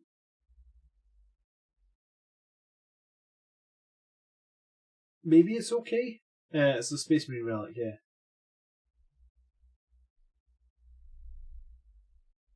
Hey Smith, thanks for tuning in tonight. We're about to have a look at captains. Like, we've looked at a lot of different rules. If there's any other questions about the new rules, please just put them in the chat. There was one other thing actually I wanted to look at before, because I think last night I maybe got some of these wrong, so I just want to look at these real quick. Score 4 victory points at the end of the turn if there are more Blood Angels units from your army in the enemy deployment zone than there are enemy units in your deployment zone. Very simple. It's like Linebreaker, but needs less. You just need to be in their deployment zone. Death from above. Score 2 victory points at the end of a turn if any enemy units were destroyed by Blood Angels unit from an army that were set up in the battlefield in the reinforcement steps of any of your movement phases. I missed this last night. Any of your movement phases. If any of those units were a character, score 3 victory points again. So, basically, I think the maximum you can really score here is like 12, because unless you have a drop pod and you drop pod something down in the reinforcement phase of turn 1. But I guess if you put a Sanguinary Guard unit down, you can call me Blood Angels Commander, or my real name is John, man. I usually introduce my videos by saying John, so you can just call me John in the chat if you want. So this basically says, like, if you put a Death Company, like you deep strike a Sanguinary Guard in a Death Company, every time those units kill a character or a squad or a vehicle or whatever, you get those victory points. It doesn't matter if they deep strike down 2 turns ago, right? Like it says any turn. So I fluffed that last night and said it was really rubbish because I figured it was only the turn they dropped down, and that would be super impossible to get a decent amount of points. I still think this is a very hard one to get a lot of points on, but that's just me. So I think that was the only other mistakes that I made last night. Maybe there was one, but hopefully they're all clarified now. So we're going to look at captains, and I think we're going to look at 2 captains. And I think the captains we're going to look at are like the jump pack captain, because everybody likes a jump pack captain, right? And then we're actually going to look at the captain on a bike, because captains on bikes are awesome. The Primaris Chaplain on the bike right now is super boss. If you haven't run a Primaris Chaplain on a bike, consider it. He's going to be even more boss. You know what? We're going to do him after, actually. We're going to see how we can make him even more boss. Chaplain on a bike. And I guess it's definitely on a bike? On a bike. And it's definitely the Primaris Chaplain. Let me see if I can make this a little bit bigger. Because the regular Chaplain on a bike got made in Legends, right? So, our jump pack captain is like 6, 2+, 2+. Do you know what? I'll try and do movement, weapon skill, BS, strength, toughness, wounds, attacks, leadership, save. So strength 4, toughness 4, wounds 5, attacks 4, leadership 9, save 3+. Captain on a bike right now. So this is a regular old school captain, right? It's like we're not a Primaris captain on a bike yet. I think they're going to give us a Primaris captain on a bike, but not sure when. So he's toughness 6 and 6, toughness 5 and 6 wounds, and it's the same 3+. And I guess these guys both have 4++ saves, right?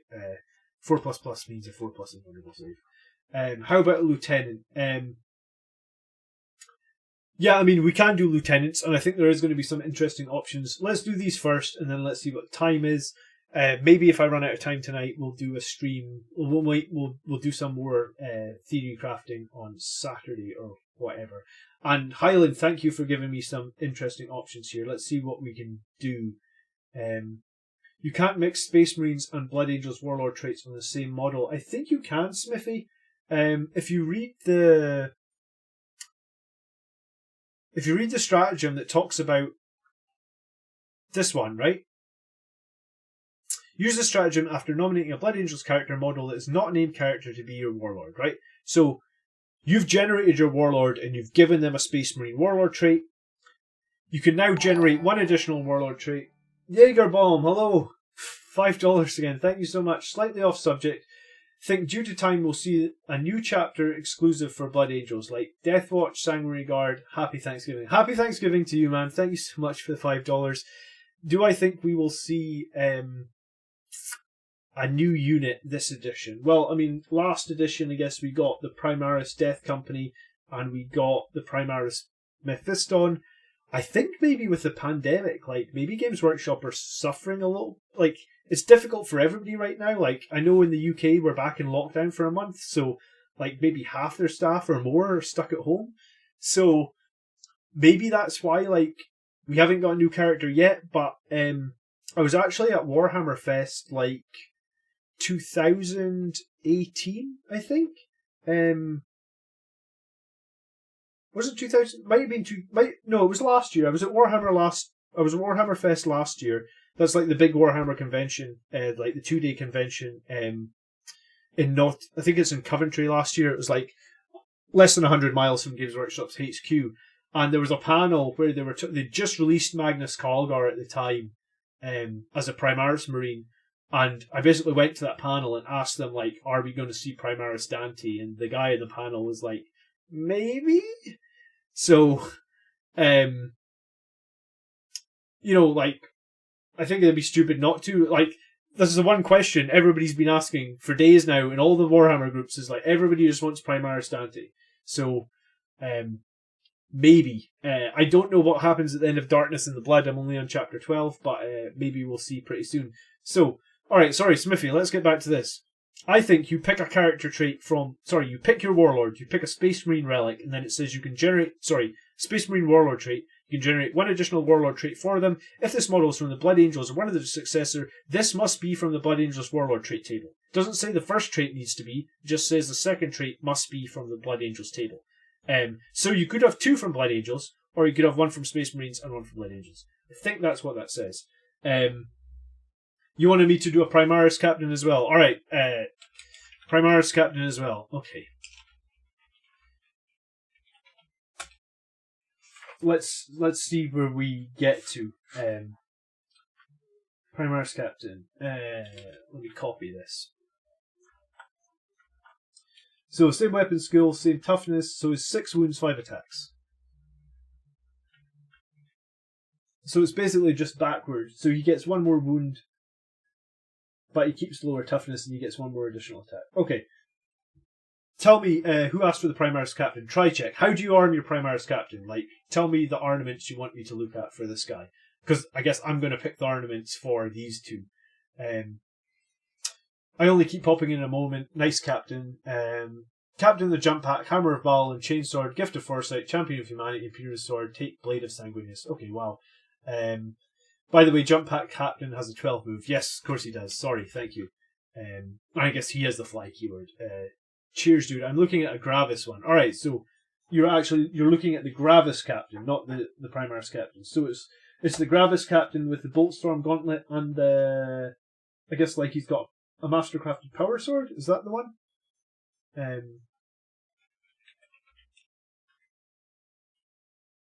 So it's 5 wounds. Sorry, 5 toughness, 7 wounds on the Gravis Captain, 5 attacks, and same 3+4+3. Okay. Gravis with Storm Gauntlet, Power Sword, or the heavy. Yeah, or is the heavy bolt rifle one in the book yet? Or are they not? Did they forget to include that? I'm not seeing. Oh yeah, Captain with. Oh yeah, the one there. What is the one with the bolt rifle? I guess that doesn't overly matter right now because we're probably going to build this guy for melee, right? I have a Gravis one or a Primaris Captain with Power Fist. All right, we'll build the Gravis one. Rather than the flip-flop between them. Right, so I'm going to go with something from the chat here. So we're obviously going to take a jump pack. We're going to take the Hammer of Baal is interesting. The Hammer of Baal obviously is strength times 2. It's a -3 AP and a 3 damage. I want to double check. It was really hard to read the Hammer of Baal profile because it's like right. I believe that's -3, right? It's really hard to see, but I believe that's -3. So, we have the Hammer of Baal. Someone said Gift of Foresight, Champion of Humanity, or Imperium Sword. I know Imperium Sword better off the top of my head. I think Imperium Sword is reroll charges.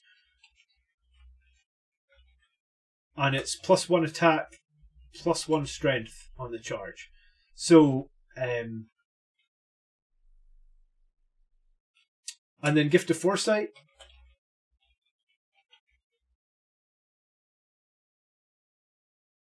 is reroll 1 wound, or what is it, 1 hit, 1 wound, 1 save. I guess if you've got the Hammer of Baal, then you probably want the Storm Shield. So your save becomes like 2+, 4++.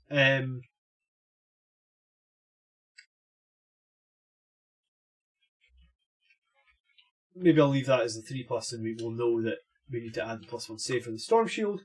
And then, I'm not saving this, sorry.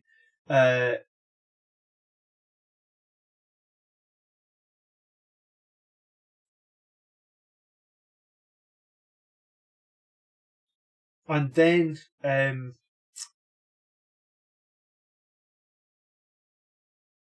me think for 1 second. You would get to pick a relic. Oh no, you wouldn't. You've Hammer of Baal is your relic. So, on this captain, which I guess would be, it's like 85 points for the captain, plus 25 for the jump pack, plus 10 for the storm shield, plus 15? I think it's 15 for a Thunderhammer and a captain, or is it 20? It's 20.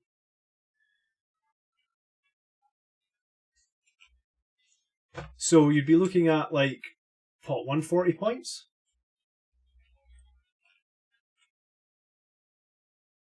90, yeah, so 140 points. So you have a Thunderhammer, which is hitting.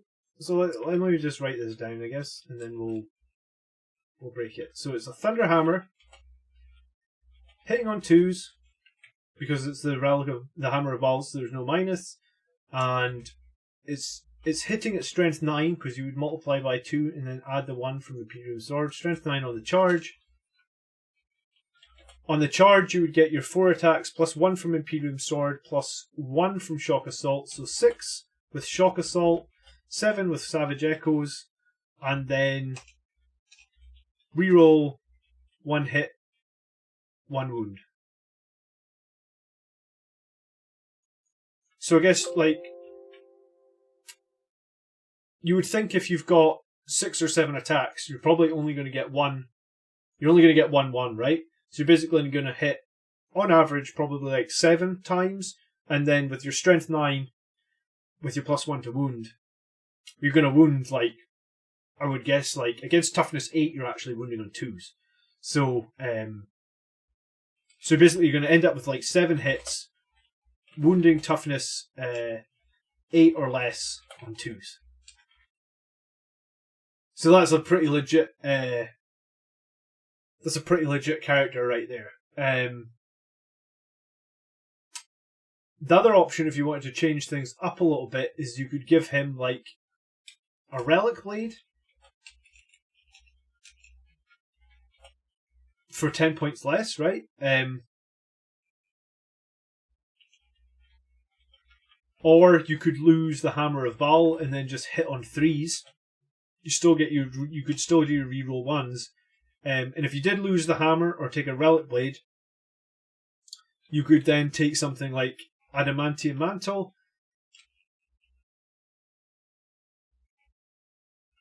I'm never going to have spelt that right. For a 5+ Feel No Pain. Or, I guess you could take something like the Armor Indomitus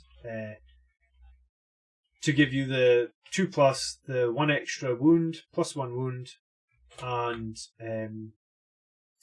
the 3++ invulnerable save for 1 phase.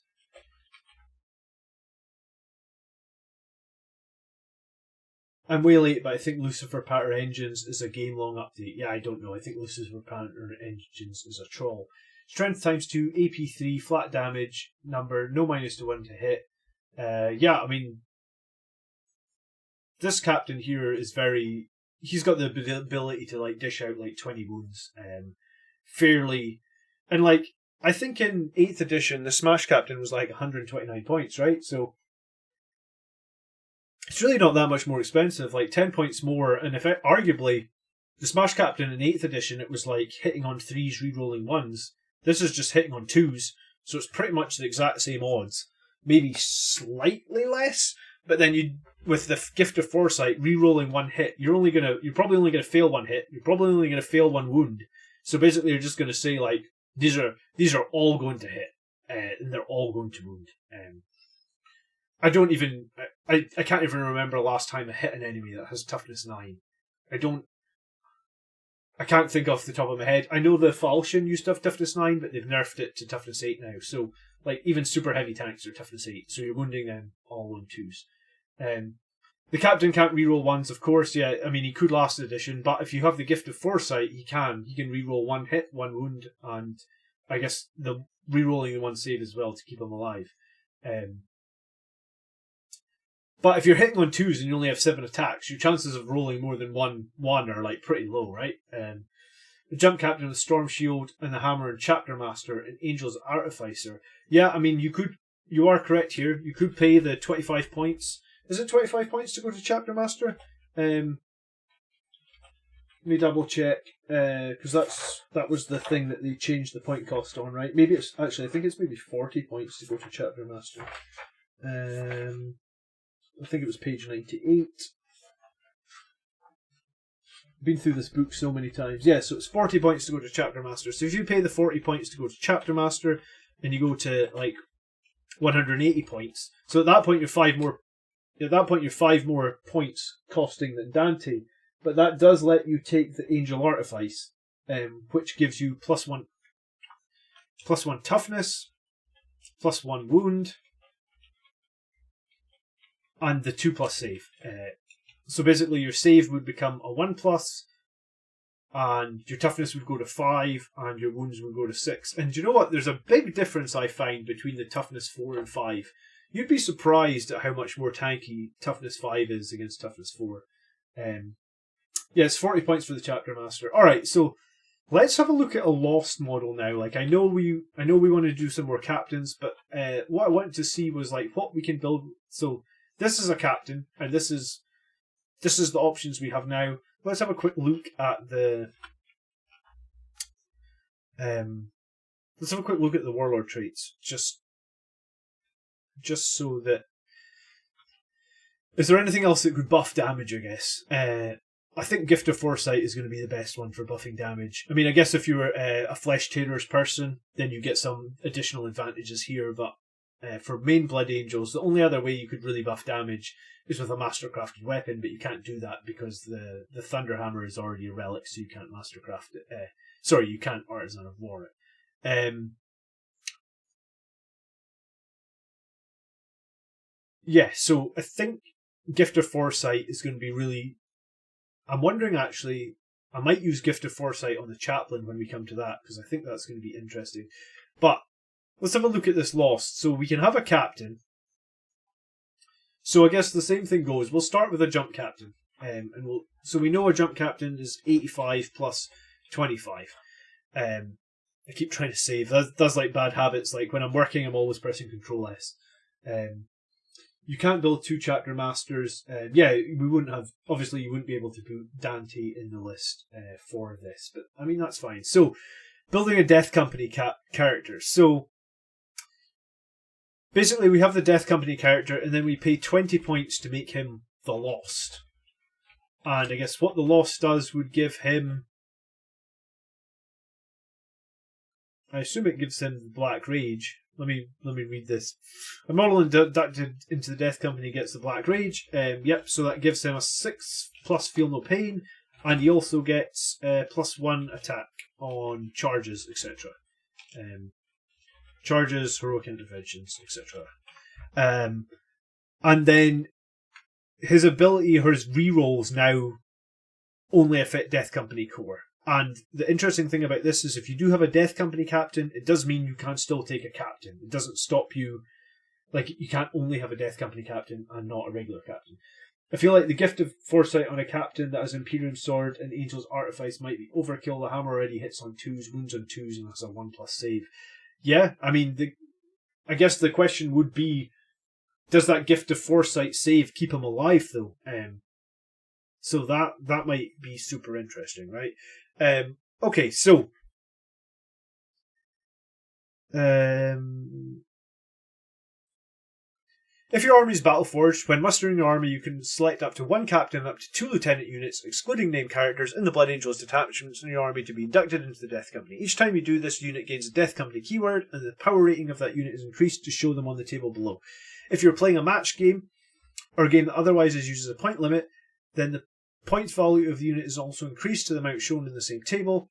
Make sure your army roster each time you upgrade. Okay, so We induct him into the Death Company. This model inducted to the Death Company cannot be your warlord and cannot be given any other chapter command upgrades. Alright, so he needs to be a hero of the chapter. So I guess we get to pick a warlord trait and we get to pick a relic.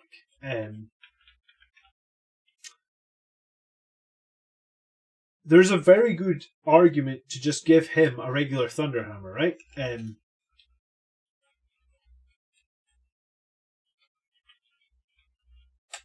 I guess, let's say he has a Thunderhammer and Storm Shield as well. Let's just go with Old Reliable from the last edition. You can take, obviously, the Relic Blade and Storm Shield.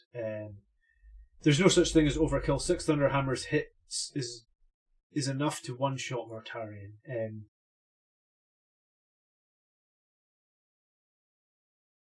I take a Mastercrafted Thunderhammer in that case, along with the Teeth of Terror if required, but armor may be better, maybe. You can use the second WTL strat on this guy as well. Yeah, I mean, technically I think you could use the second strat on this guy as well. I hadn't thought of that. Sorry, I'm going to say your name wrong again. Simsei. And I really like that build with the Death Company captain. Yeah, I mean... Let's think about this then. So if we did take Hero of the Chapter, and we did give him, like, Imperium Sword, and... I mean... My question would be, like, does he even need the Hammer of the Baal? Do you know what? Let's not give him the Hammer of the Baal. Let's take...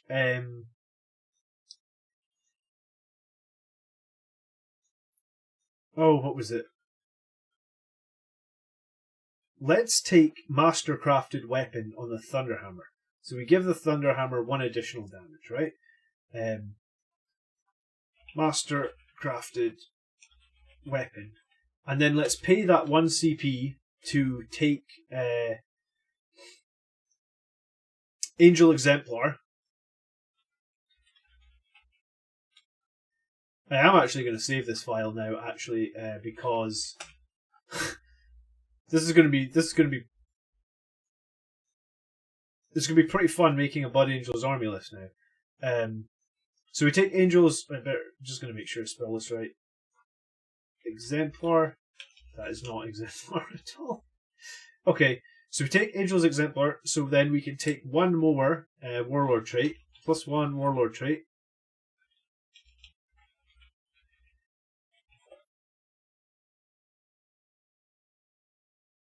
I'm trying to work out what would be a good second option, right? Like, if... Maybe let's forget about this character for the moment. Let's make a jump character and a chaplain and see if we can combo them nicely. So, this guy's obviously the Lost, and we gave him the Thunderhammer and the Storm Shield, which is, I guess, 30 points. And up here he was at like 130 points, so at the moment he's 160 points. Yeah, that makes sense, so 20 less than the Chapter Master. And I guess like this guy gets Death Visions. And the interesting reason, I guess, to not take the Relic Thunderhammer here and just take a Thunderhammer that does 4 damage would be that in the first turn, which is arguably the most important turn, right? Like, the first turn he gets into combat, I imagine you get him into something big that you really want to kill. So, you play Death Vision. Whenever I find it, Death Visions here, and we take once per battle, when this model is selected to fight, it can use 1 Death Vision, and we pick this one. A model can use this Death Vision if any enemy infantry character or monster character is visible. Add 1 to the model's attacks for every 5 enemies within 6. Each time this model makes an attack, you can reroll the hits. So we can basically... What's that vision called? Sorry. Let me close some of these. I got too many open. On the Bridge of the Vengeful Spirit. And if you get into something huge and you don't kill it, you can always pay 1 CP to cast a second vision that turn, which would essentially be able to give you a 3+ invulnerable save for the entire phase, or the fight phase rather. So on the Bridge of the Vengeful Spirit is reroll all hits and then +1 attack for every 5 enemies within 6. So, he normally has 4 attacks, so he gets 5 attacks from charging, 6 attacks from Savage Echoes, 7 attacks from Imperium Sword, and then potentially, I don't know, like, what would be realistic for this? A couple more, you know? I guess in some games it could even be like 4 more. But his Thunder Hammers, so his Thunder Hammers are hitting on 3s, re-rolling everything. So for 20 points less than your Chapter Master, this guy is a DC captain, can actually take the Angel's Exemplar place. Yeah. Why would he not be able to take it? But let's check. Oh, you're right, yeah. So someone said that he could take it in the chat, but you're right, he can't take it. Because it's not, he cannot, it said up here that he can't be the Warlord. Right? I'm convinced it said this cannot be your Warlord.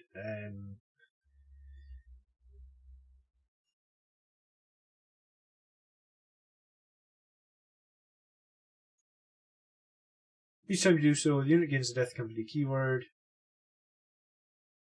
You can select up to 1 character to join the Death Company. Yeah, the model inducted to the Death Company cannot be your Warlord. Okay, right, so we're 100%. I'm glad you pointed that out. Yeah, like someone else said it in chat. I guess I listened to it. So you couldn't take a second Warlord trait on him. You could just take Hero of the Chapter. Still, I guess with this Death Vision, the Bridge of a Vengeful Spirit, all those rerolls and the additional attacks would probably compensate for that. Oh, you're right. He is Death Company. Thank you. So it's a +1 attack from the Black Rage. Missed that. I was thinking about that and then I just forgot. I guess. So it would be potentially 8 Thunderhammer hits, and that's a 4 damage Thunderhammer, and you reroll everything. I mean, that's better than Smash Captains in the last edition, right? Because you only rerolled once. So surely, you can only do that for 1 turn, but you could make that you could use that at the right time to make it super impactful. And I guess it is up a little bit points from last edition. But you're right. He can be a Hero of the Chapter. Use Lamart's with a jump pack Death Company, in my opinion. Death Company all has a weight of attacks, and it's a good conversion. Lamart's does everything else for them. Yeah.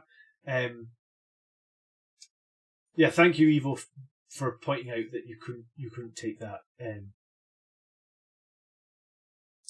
So sorry, this guy would have a 2+ save because he's got the Thunder Hammer, and I guess because he's a Death Company, it's a 6++. So if we compare him against the other captain who had his 1+ save, but no feel no pain. And remember, you can pay 1 CP to make this a 5+ for a turn. 1 CP to make it a 5++ if you need to. I think this is a really powerful Smash Captain. Like you could be getting 10+ attacks, each Thunderhammer doing 4 hits, 4 damage, and you're rerolling everything, and you're wounding toughness 8 on 2s. I feel like there was something else I was going to say. Could you use a DOA on this DC jump? What do you mean by DOA? Sorry.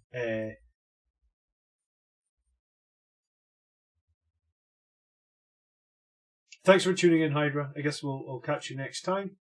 I'm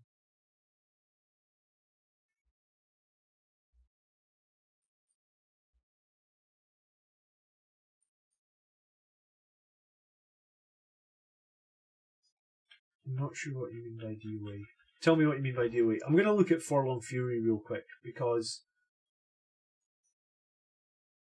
how many CP does it cost to Forlorn Fury this guy?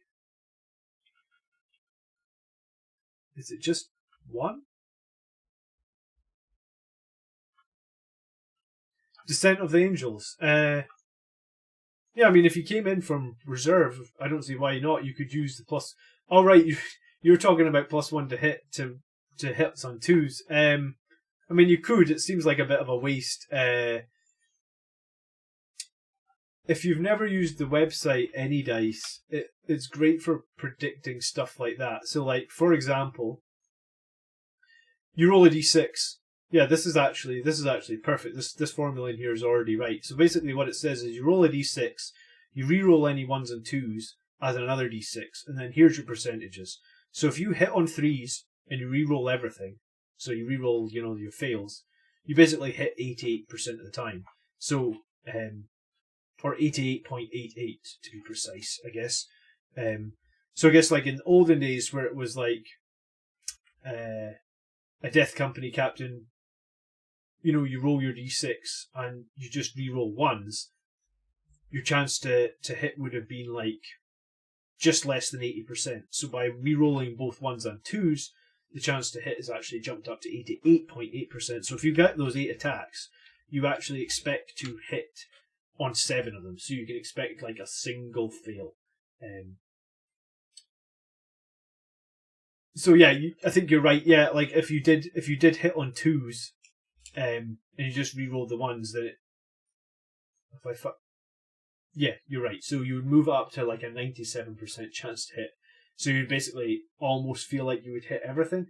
I love this Any Dice site. I use it for like charge calculations and all sorts, and I use it in my videos all the time. So if you've never used it, just copy that. Just copy exactly what I've got in this box, and you'll be able to make your own calculations. So yeah, it's about plus 12%. No, it's 88% to 97%. So it's like a 9% more hits.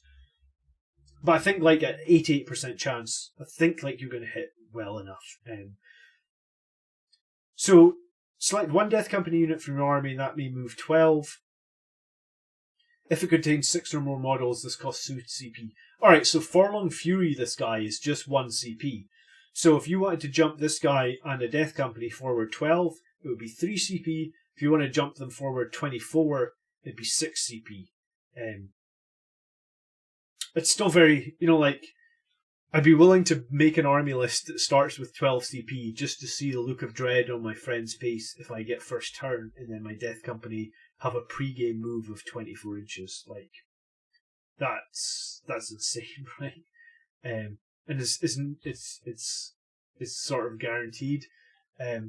Okay, so we've made this crazy Death Company character. What I think is interesting is you could make a Death Company lieutenant just to use that Angel's Sacrifice. Where was it? Angel's Sacrifice. Use the stratagem in the fight phase. Select a Blood Angels character. Until the end of the phase, each time the enemy unit is attacking a fight, if a model is within engagement range of the character, until that model...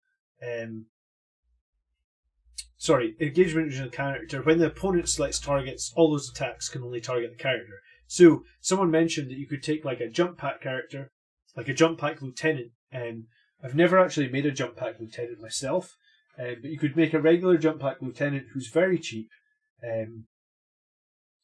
I believe like maybe 90 points. Like a lieutenant is 70 points. Put a jump pack on him. It's 25. Sorry, so it's 95 points for lieutenant. And you could basically use Angel's Sacrifice on him to make any sort of big enemy monster only be able to hit him with all their attacks, and then you could use your other Death Vision, which was the Grace of an Angel, to give him a 3+ invulnerable save. There was a question last night. Yeah, Forlorn Fury is guaranteed first turn charges now. Can we put the characters that you make in the Facebook group for later reference? Of course I can, Paul. That's not a problem. I can share them. I'm actually just going to make one more because this is 11:45 here, and I was already up too late last night. So we're just going to do the chaplain on the bike. I guess like over the next few streams, normally on my streams on Sunday, I just do army lists, but I'll try and stream a couple of times next week, and I'll try and stream a couple of extra times when the book comes out. I think a week Saturday. So basically, if anyone has questions, we'll just get into them all. And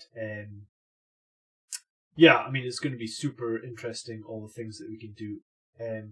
Do you still need to be in base contact to fight a character? If yes, you could just strategically place so engaged but not base and negate the enemy combat. No, the stratagem specifically worded that the enemy needs to be with engagement range of you, and it needs to be the models. So if it was a big squad, and you're only in combat with like 2 or 3 models, it would only be the 2 or 3 that are in combat with you, Adam. So nice idea. I kind of thought that idea as well, but it doesn't work. I just saw that Tabletop Titan used the Tomb of Malachor to get both disciplines of Space Marines and Space Wolves, and they decided that any it has access to would consider normal Space Marine psychic powers. I'm not so sure about that, Garen. I feel like, if Tabletop Titans are doing it, they've got so many subscribers. I'm sure Games Workshop actually watch them and they'll know about it. And if it is that way, it'll be FAQ'd, right? So you could make that super cheap 95 point lieutenant, I think it was. And you could use him as essentially bait. The Forlorn Fury is also going to be really great for... It's just going to be able to scare people, right? Like, you're going to be able to put your Death Company in like a Death Company character right on the front lines, maybe in cover, and if you get first turn, they can just fly forward.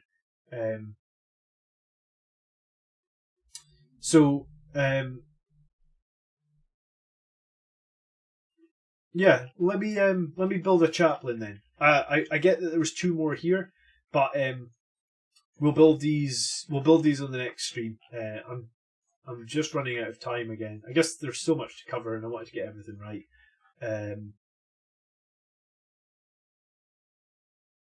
Yeah, this one I feel like is going to be FAQ'd though. This is a very weird one, right? The third Death Vision. A model can only use a Death Vision if an enemy infantry character or monster character within engagement range of it. If the model uses a Death Vision, then instead of making any attacks for that phase, both players roll off. So instead of making any attacks for that fight, to me that sounds like both players don't make any attacks, right? But somebody said that instead of making any attacks for that fight, both players roll off. Somebody said that I understood this wrongly last night and said that the enemy character would still get their full attacks and it would just be you that doesn't get any attacks. If that's the case, then great, but this is why sometimes these rules just need a little bit more. It's because it says like both players roll off, and it's like it's the same sentence. Do you guys think that the enemy get to attack from Slay the War Master? Let me know what you think in the chat if you would. If you win, select one of those enemy models. That model suffers D3 plus mortal wounds. It doesn't say what happens if you draw, which is a bit strange. You just roll off, and if you win, I guess a draw doesn't count as a win. So it's just you both roll a D6. If you have a higher number, the enemy takes D3 plus 3 mortal wounds. You think the opponent still gets their attacks? Then it is really bad. Unless you have a shitty lieutenant like we talked about, and he's just, he's not armed with anything more than a chainsword, and you just want to dish out some mortal wounds to an enemy character. Okay, then that isn't nearly as good as I thought it was. I thought it was basically... So I guess I probably did get this wrong last night. So I think that was I hope that was the last mistake I made. But, I mean, I guess when the actual book comes out, we'll be able to be 100% confident on everything and get it all right. Okay.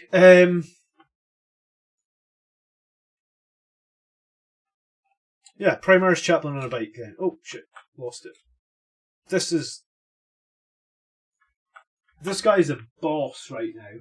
If you haven't run a Primaris Chaplain on a bike, I advise you to do so. He is boss, just with the Space Marine rules.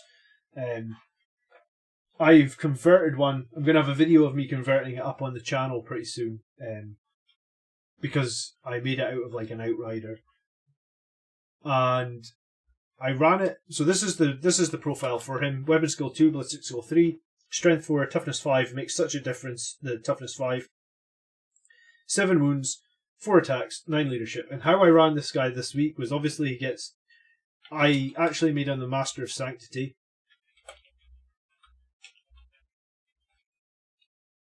So that's, I think it's 150 points for him in the bike, and then 25 for the Sanctity, so he comes in at 140 points. I give him Benediction of Fury, which is the Crozius, which is +2 strength, -2 AP, and 3 damage, and 6s do mortal wounds. I took the Litany of Hate. Well, that's the one you get for free, right? Where you can reroll everything. We took the Litany of Faith to ignore mortal wounds on 5+, and Mantra of Strength, which is the +1 strength, +1 attack, +1 damage. And then I also made him the Warlord with Wise Orator, which is litanies cast on 2s rather than 3s.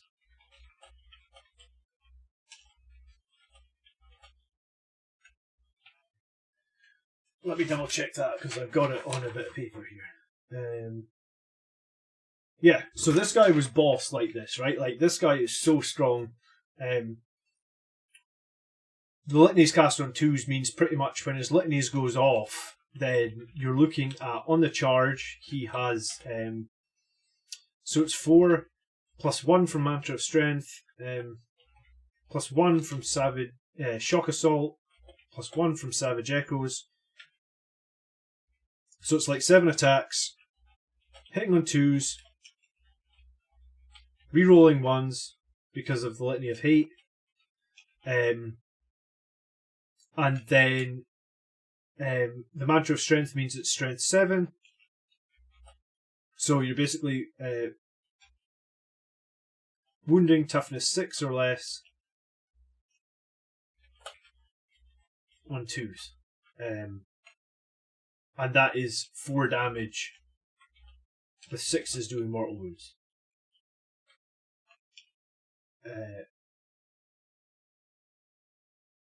However, now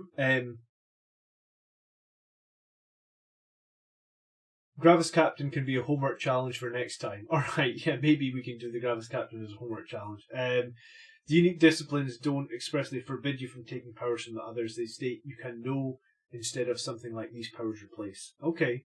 Alright, so maybe you will be able to do more with the powers. That is interesting.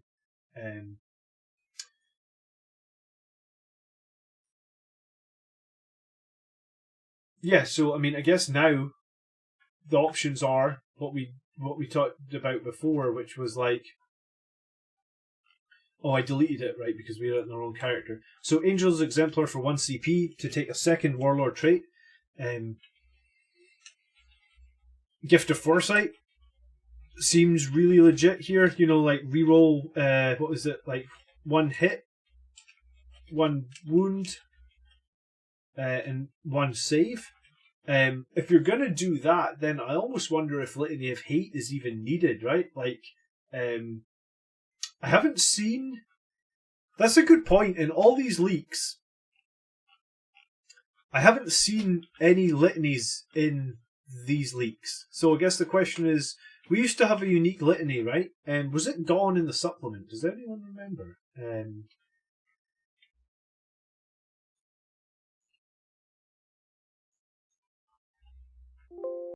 So the supplement doesn't mention litanies, does it?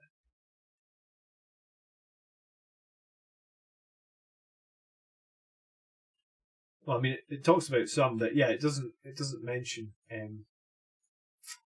I wonder if you're going to run Gift of Foresight with him, do you need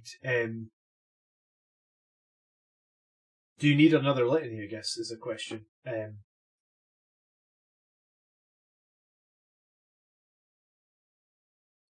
Second Warlock trait, Heroic Bayrin, and then the relic maybe for the Space Marine relic for the Chaplain. Smashling with nice buffs. Space Wolf did not receive unique litanies. Okay, so we're probably not going to have any new litanies What was a heroic bearing? Was the one with the leadership buff, right?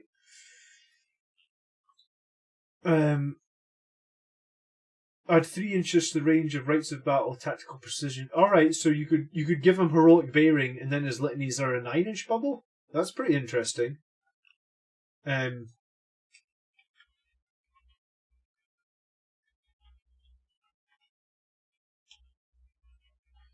mean, it's a pretty big bubble, I would guess. Yeah, I guess, yeah, I mean, Askroth has massive Doom built into his profile, but I guess that's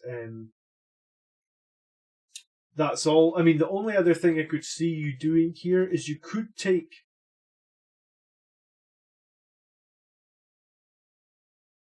You could lose Litany of Hate, you could take Canticle, or you could lose Litany of Faith, and you could give him this. You could give this guy the Adamantium Mantle, right, by taking Artisan of War as your second one, or you could give him a 2+ save. I already thought this character was pretty cool. I'm trying to work out which one I would take. I feel like most things are -1, right? Like when you end up in combat. So like with this guy, the strength of this guy was actually his toughness. I found anyway when I was running him. Like it's a lot. You'd be surprised how much harder it is to wound toughness 5 than it is toughness 4. Like against small arms fire. Do you know what? I might take Artisan of War and then into Adamantium. Wish I could spell Adamantium. I don't even think it's Adamantium. I'm thinking, I guess it's Adamantine. Is it something? I'm thinking of Wolverine, I guess, from X-Men. And that's Mantle to give him the 5++. I don't know if he needs Gift of Foresight. The reroll of 1 save is pretty nice. I mean, is 1 save better than a 5++ against everything?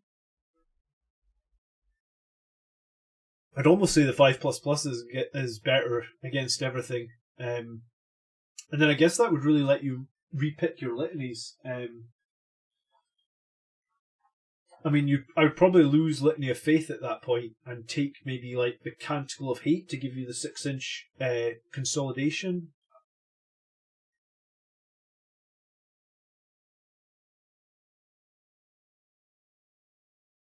Yeah, I mean,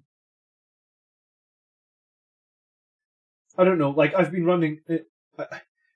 I have battle reports that I'm working on. Battle reports take me a long time to do, but like I ran this chaplain on toughness 5. Like he was so much more survivable than Dante. He had a worse save, right? Because Dante's 2+4++.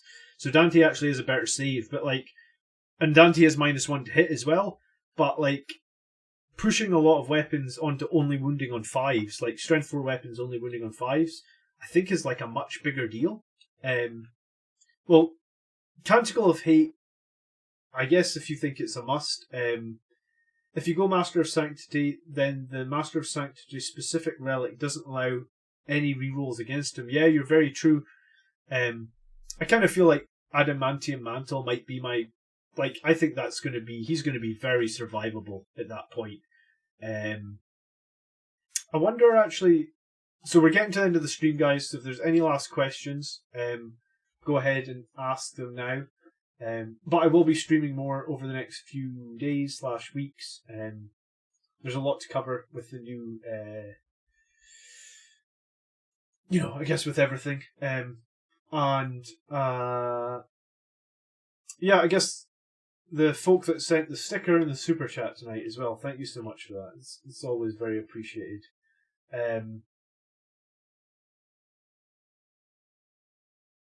So this was from like last week, where I looked at the chaplain on the bike with 7 wounds and just the base save. I can probably do this real quick actually. Let's just make an insert row below. So like, this is his base profile, and now we're going to give him what was it? I'm never going to be able to type this damn thing. Adamantium Mantle. So if we did go ahead, it's telling me I've spelt it wrong. Maybe I have. Okay, whatever. If we went ahead and give him the 5++, right? I have a. God damn it! I have a Google Doc where I've been working to get the math, like, so I can just fill in these numbers and like it'll spit the results out at me to see how more survivable they are.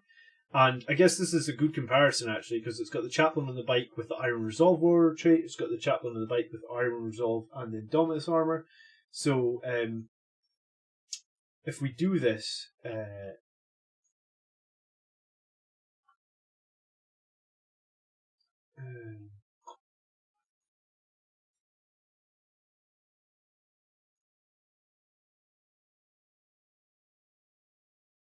yeah, I mean another option I guess is to have Litany of Faith always on. I guess Canticle of Hate and Mantra of Strength is the way to go. Yeah, nice to see you, Origin Painting. Thanks for tuning in tonight, man.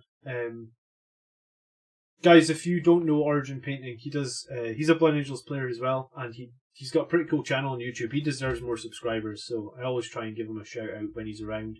If you want to see some, like, he's a better painter than me. If you want to see how to do some Blood Angels painting, then I totally say go check out Origin Painting. I like his videos quite a lot, actually. Should I get 6 Eradicators and 6 Blade Guard from Indomitus, or wait for the multi-part? I mean, the multi-part's going to give you more options for sure. So I guess that's up to you. Do you think Death Company Captain and Lieutenants will bring their efficiency above Sanguinary Guard? Rerolling ones on Death Company, no. I don't think they'll be more powerful than Sanguinary Guard. But, I mean, I think they'll be a very good option. And I think Death Company do different things from Sanguinary Guard. Like, Sanguinary Guard, you want to kill high-value targets. Death Company just mow through infantry. So I think in terms of, like, if you just want to mow through infantry, I mean, you can take Thunderhammers on Death Company, but they're quite expensive. I think they push them up actually more expensive than Sanguinary Guard with Power Fists, and I feel like Sanguinary Guard with Power Fists would be more reliable. Maybe that's a comparison I can do in future videos, but I think there's going to be space for both in new army lists, that's for sure. What was the other Blood Angels YouTube? It's a painting one. He's just a couple of notes above you in the chat. Origin Painting. He does a lot of Blood Angels painting. I'll take that as a wait. Okay. Yeah, I think for Eradicators I would wait for sure. You know, for the Blade Guard, I think their only option is they can take a different pistol, or I think it's only the Sergeant that can take a different pistol. But the different pistol is quite good, and it's 5 points. So I guess I'd probably wait on that as well, actually, if I think about it. Like that. So let me quickly fill in these numbers.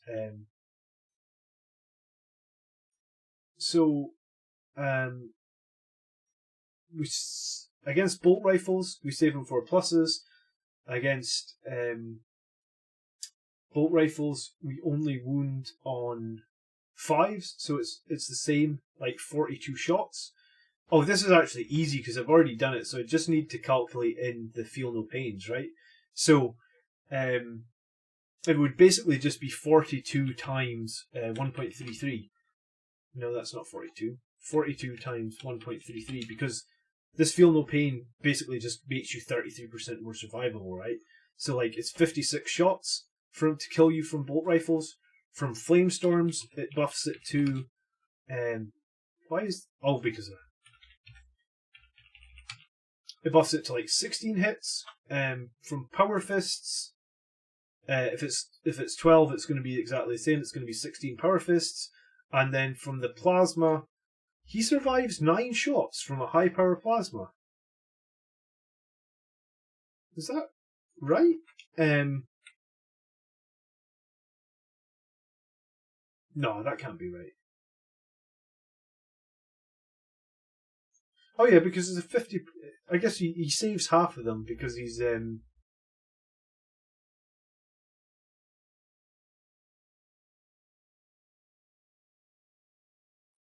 Give me 1 second to look at this. So,